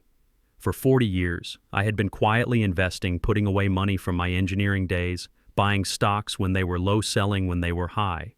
Living on a fraction of what I earned, I had $2 million sitting in a diversified portfolio that Jamal never knew about, $2 million that he would have stolen in a heartbeat if he had known it existed. Now that money had a purpose. "Driver, take us to the office," I said. The office was in a glass building in downtown Atlanta on the 14th floor, the sign on the frosted glass door read, "The Otis and Beatrice King Justice Initiative." We did not buy a yacht. We did not buy a mansion in the Hamptons. We bought a sword and a shield for people like us. I walked into the office. The carpet was plush under my feet. The air smelled of fresh coffee and expensive paper. The reception area was busy. Phones were ringing. Paralegals were carrying files. Marcus Vance came out of his corner office wearing a suit that cost $3,000 and a grin that was priceless. "Mr. President," he joked, shaking my hand. "Welcome to headquarters." I looked around at the hive of activity. "How are the numbers, Marcus?" I asked. Marcus handed me a report. "We have taken on 40 cases in the last 6 months. Otis, 40 elderly people who were being financially exploited by their children or caregivers. We have recovered over $3 million in stolen assets, and we have put 6 abusers behind bars." I nodded, feeling a warmth in my chest that had nothing to do with my heart. Medication. This was my legacy, not a son who wanted to rob me, but a fortress that protected others from the same fate. But success has a way of summoning the vultures. I was sitting in my office later that afternoon looking over the file of a 70-year-old widow whose daughter had sold her car while she was in the hospital when my secretary buzzed me. "Mr. King, there are some people here to see you. They say they are family." I frowned. Family. I didn't have family anymore, not the kind that showed up unannounced. "Send them in," I said. The door opened and in walked my cousin Leroy and his wife Sheila. I hadn't seen Leroy in 20 years, not since he borrowed $500 for a transmission repair and never paid me back. He looked older, heavier, but he still had that shifty look in his eyes, the look of a man who thinks the world owes him a living. "Otis!" Leroy boomed, spreading his arms wide like we were long-lost brothers. "Look at you, big time. CEO, I saw you on the news, man. Citizen of the Year nominee, that is incredible." He tried to hug me, but I stayed seated behind my mahogany desk. "Hello, Leroy," I said, my voice cool. "Sheila." Sheila smiled, a tight, nervous smile showing too much gum. "We are just so proud of you, Otis. We were just saying, weren't we, Leroy, that we need to reconnect. Family is everything, right?" "Family," I repeated, tasting the word. It tasted like ash. "What do you want?" "Leroy." Leroy laughed nervously, sitting down without being asked. "Well, you know how it is. Otis, tough times, the economy is bad. Look, I have this business opportunity, a trucking company, guaranteed returns. I just need a little seed money, say $50,000 just to get the fleet started." I looked at him. I looked at his cheap suit and his hungry eyes. "You want $50,000, I asked. "It is an investment." "Otis," Sheila chimed in, leaning forward. "We would pay you back with interest. We are family, after all. You have millions now, you would not even miss it." I opened the drawer of my desk and pulled out a file. "Leroy Jenkins," I read, looking at a paper. I had Marcus run a background check on everyone who claimed to be related to me the moment the foundation went public. I looked up at him. "You have 3 judgments against you for unpaid loans. You have a lien on your house, and you were fired from your last job for stealing copper wire from the construction site." Leroy's face went from friendly to ugly in a split second. "Who do you think you are checking up on me?" he snapped. "I am your blood." "Blood," I said, standing up, leaning on my cane. "Blood is what keeps you alive. Leroy, it is not a credit card. You were not here when Beatrice was sick. You were not here when my son tried to sell my house. You were not here when I was sitting in a courtroom watching my life fall apart. I pointed to the door. This money is for victims. I said, my voice hard as granite. It is for people who have been hurt by greed. It is not for people who practice it. Get out of my office. But Otis Sheila started. Get out, I roared, slamming my hand on the desk before I call security and have you thrown out like the trash you are. Leroy stood up, his face red with rage. You are a cold old man, Otis, he spat. You think you are better than us, just because you have money. You are going to die alone. I am not alone, I said, looking him dead in the eye. I have my wife and I have my dignity, which is more than you will ever have. They stormed out, muttering curses. I sat back down. My heart rate steady, I pressed the intercom. Sarah, if anyone else claiming to be my cousin shows up, tell them I died. Yes, Mr. King, Sarah replied, her voice cheerful. I turned my chair to look out the window at the Atlanta skyline. The sun was setting, turning the glass buildings into pillars of fire. I felt strong, I felt useful, I had cut the rot out of my life, and the healthy tissue was finally starting to grow back. That evening was the gala, the Georgia Civic Leadership Awards. The ballroom at the Hyatt was filled with 500 of the city's most influential people, politicians, judges, business leaders. Beatrice was beside me in a new wheelchair, a sleek titanium model that moved like a dream. She was wearing a blue silk gown, and the diamond brooch I had bought back for her shone on her chest like a star. When they called my name, the applause was thunderous, for his tireless dedication to the protection of the vulnerable, for turning personal tragedy into public triumph. We present the Citizen of the Year award to Mr. Otis King. I rolled Beatrice up the ramp to the stage, and then I stood up, walking the last few feet to the podium. I took the heavy crystal trophy and looked out at the sea of faces. The cameras were rolling, broadcasting live to the state. I cleared my throat. Thank you, I said. My voice amplified, filling the room. I am not a hero, I continued. I am just a man who got tired of being treated like a victim for a long time. I thought my job was to provide, to give my son everything I never had. I thought love meant protection. I paused, looking into the lens of the main camera, knowing that somewhere in a common room in the state penitentiary a television might be on. But I was wrong. I said, love is not just giving, love is teaching, love is accountability. I gripped the sides of the podium. There are people out there, people in your own families who look at gray hair and see weakness. They look at a cane and see an opportunity. They think because we move slow, we think slow. They think because we are quiet, we are blind. I leaned into the microphone. To the children who are waiting for their inheritance, I said, stop waiting.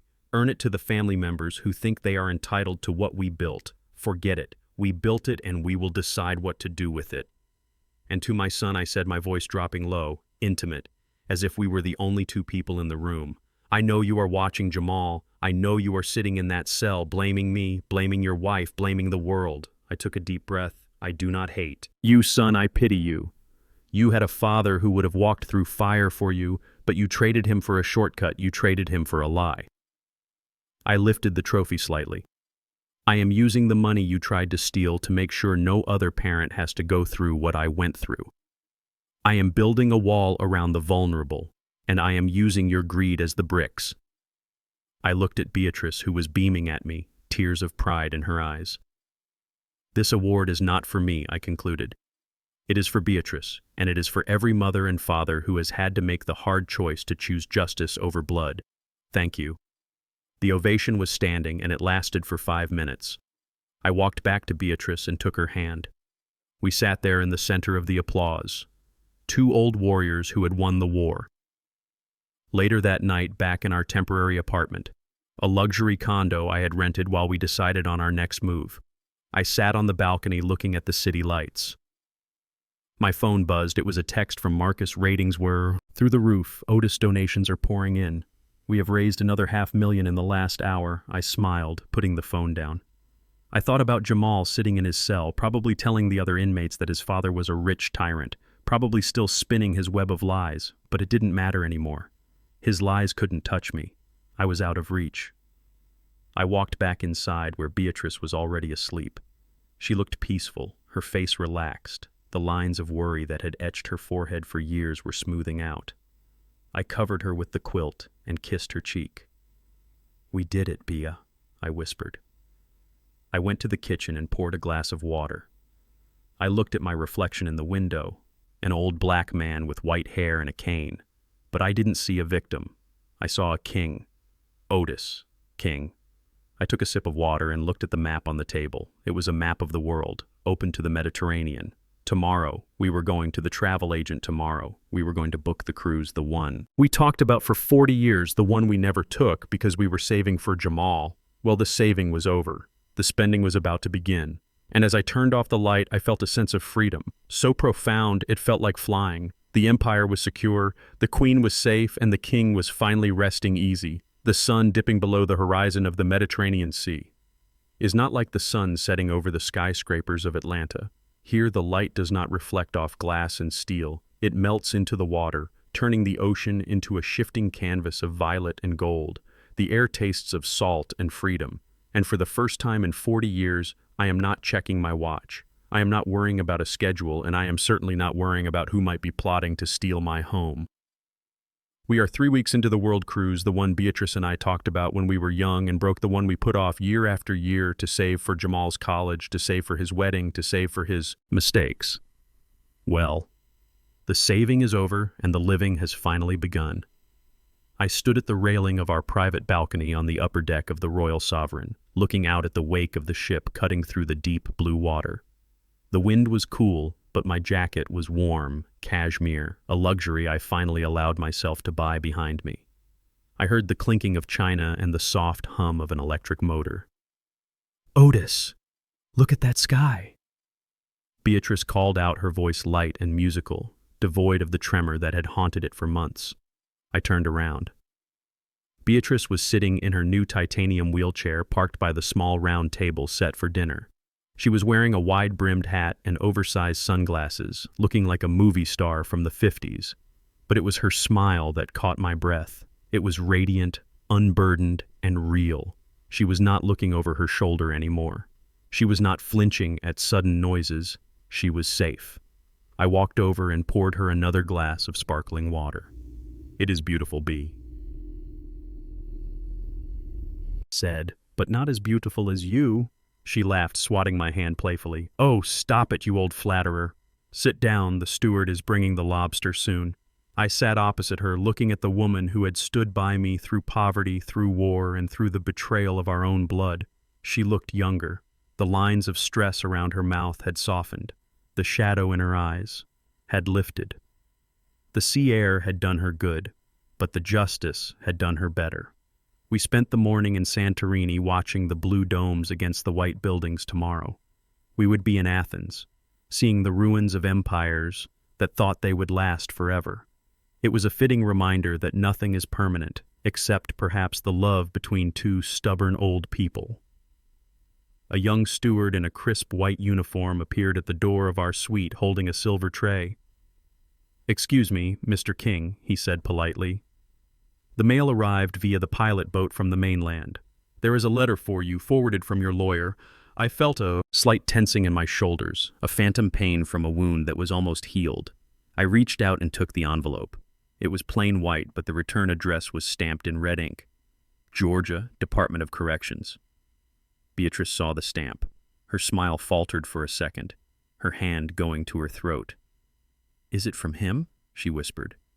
I looked at the envelope, feeling the weight of it. It was light, just a single sheet of paper, but it felt heavy with expectations. "Yes," I said. "It is from Jamal." "Open it," she said softly. We agreed. "Otis, no more secrets." I nodded. I used my thumb to break the seal, sliding the folded yellow-lined paper out. The handwriting was messy, scurried, likely written on a bunk in a dim cell. I put on my reading glasses and unfolded the letter. "Dear Dad, I hope you are happy. I hope you are enjoying your cruise while I am rotting in here. The food is garbage, and the mattress is thin. I can't sleep because of the noise I am writing, because I need money for the canteen I need to buy. Soap and instant coffee, and maybe some ramen noodles. The guys in here say you need money to survive. I know you sold the house. I know you have millions. You can spare $50. Dad, come on, do not be cruel. I am your son. I made a mistake, but I am paying for it. Isn't 10 years enough punishment? Send a check to the commissary account. Brittany wrote to me. She blames me for everything she says she is going to appeal. But I know she is done. Do not let me rot here without even a cup of coffee. Your son, Jamal, I read it twice, looking for a word that wasn't there. I was looking for sorry. I was looking for, I love you. I was looking for how is mom. But there was nothing. Just the same old song, just the same entitlement, the same selfishness, the same hand held out, demanding what he had not earned. He did not miss us. He missed my wallet. He did not regret his actions. He regretted his consequences. I looked up at Beatrice. She was watching me, her eyes searching my face. What does he say? She asked. He says, the food is bad, I told her, and he wants $50 for coffee. Beatrice looked down at her hands, playing with her napkin. He does not ask about me, she asked, her voice small. I looked at the letter again, scanning the lines, hoping I had missed it, but I hadn't. No, B, I said gently. He does not. She nodded slowly, a tear slipping down her cheek, but she brushed it away. Quickly, she took a deep breath and straightened her back. He has not changed, she said. It was a statement, not a question. No, I said, he has not. I looked at the letter one last time, looking at the handwriting of the boy. I had taught to write his name, the boy who had grown into a man who would sell his parents for a taste of the high life. I stood up and walked to the railing. The wind whipped the paper in my hand, trying to tear it from my grip. He thinks we owe him, I said to the ocean. He thinks because we share blood, we share a bank account. He thinks 10 years is the punishment, but the real punishment is that he still doesn't understand why he is there. I tore the letter in half. The sound was sharp and satisfying. I tore the halves into quarters. Otis, Beatrice said, watching me. What are you doing? I am cleaning house, B, I said. I tore the pieces again and again until the letter was nothing but yellow confetti in my hand. I held my hand out over the railing, over the churning white water of the ship's wake. I opened my fingers. The wind caught the pieces instantly, scattering them into the air, swirling them around before dropping them into the vast indifference of the sea. They were gone in a second, swallowed by the waves, just like the memories of the pain, just like the guilt. I watched until the last speck of yellow paper disappeared. I turned back to my wife. She was smiling again, a sad smile, but a peaceful one. Did you send him the money? She asked. I walked back to the table and sat down, taking her hand in mine. No, I said. I sent him a lesson. Silence is the only answer he deserves right now, maybe in 10 years. When he walks out of that gate, he will understand. Maybe he won't, but that is not my burden to carry anymore. The steward returned, placing plates of steaming lobster in front of us, pouring champagne into crystal flutes. Dinner is served. Mr. and Mrs. King. Thank you, I said. I lifted my glass, the bubbles catching the last light of the dying sun. To us, B, I said, to the future. To us, she whispered, clinking her glass against mine. We sat there eating the best meal of our lives, watching the stars come out over the ocean. We were two old people in a big world, but we were not lost. We were found. I looked at my wife, her face glowing in the twilight, and I realized that Brittany and Jamal had tried to strip us of everything. They tried to take our money, our home, our dignity, and our minds. But they had failed. They had taken the house. But the house was just wood and brick. They had taken our son. But the son we loved had been gone a long time ago. What they couldn't take was this resilience, this love, this ironclad will to survive. I squeezed Beatrice's hand, feeling the warmth of her skin. We did not lose a son. Beatrice? I said, my voice steady and strong, looking out at the endless horizon. We just reclaimed our lives. She squeezed back, her eyes shining with tears and triumph. Yes, Otis, she said, we certainly did. And as the ship sailed on into the night, carrying us toward new adventures, I knew that we were finally truly free. Respect is not an inheritance. It is a debt paid daily. My son and his wife looked at my gray hair and saw weakness. They looked at my silence and saw submission. They forgot that the lion does not roar when it hunts. It waits by trying to strip me of my dignity. They only strip themselves of their future. You can steal a man's money. You can break his chair, but you can never break a man who built his kingdom from the mud up. Treat your elders with honor, or life will teach you the price of arrogance in the coldest cell imaginable. The greatest mistake a child can make is assuming a parent's love is a weakness to be exploited. My son and his wife saw an old man with a cane and forgot that I was the one who built the roof over their heads. They chased the illusion of wealth through shortcuts and lies only to find themselves trapped in a reality of their own making. True legacy isn't just about the money you leave behind, it's about the values you uphold. When you sacrifice integrity for greed, you don't just lose your inheritance, you lose your freedom. If you believe Otis did the right thing by cutting them off, hit the like button and subscribe for more stories of justice served. Let me know in the comments. Would you have sent Jamal the $50, or was silence the best lesson? Until next time.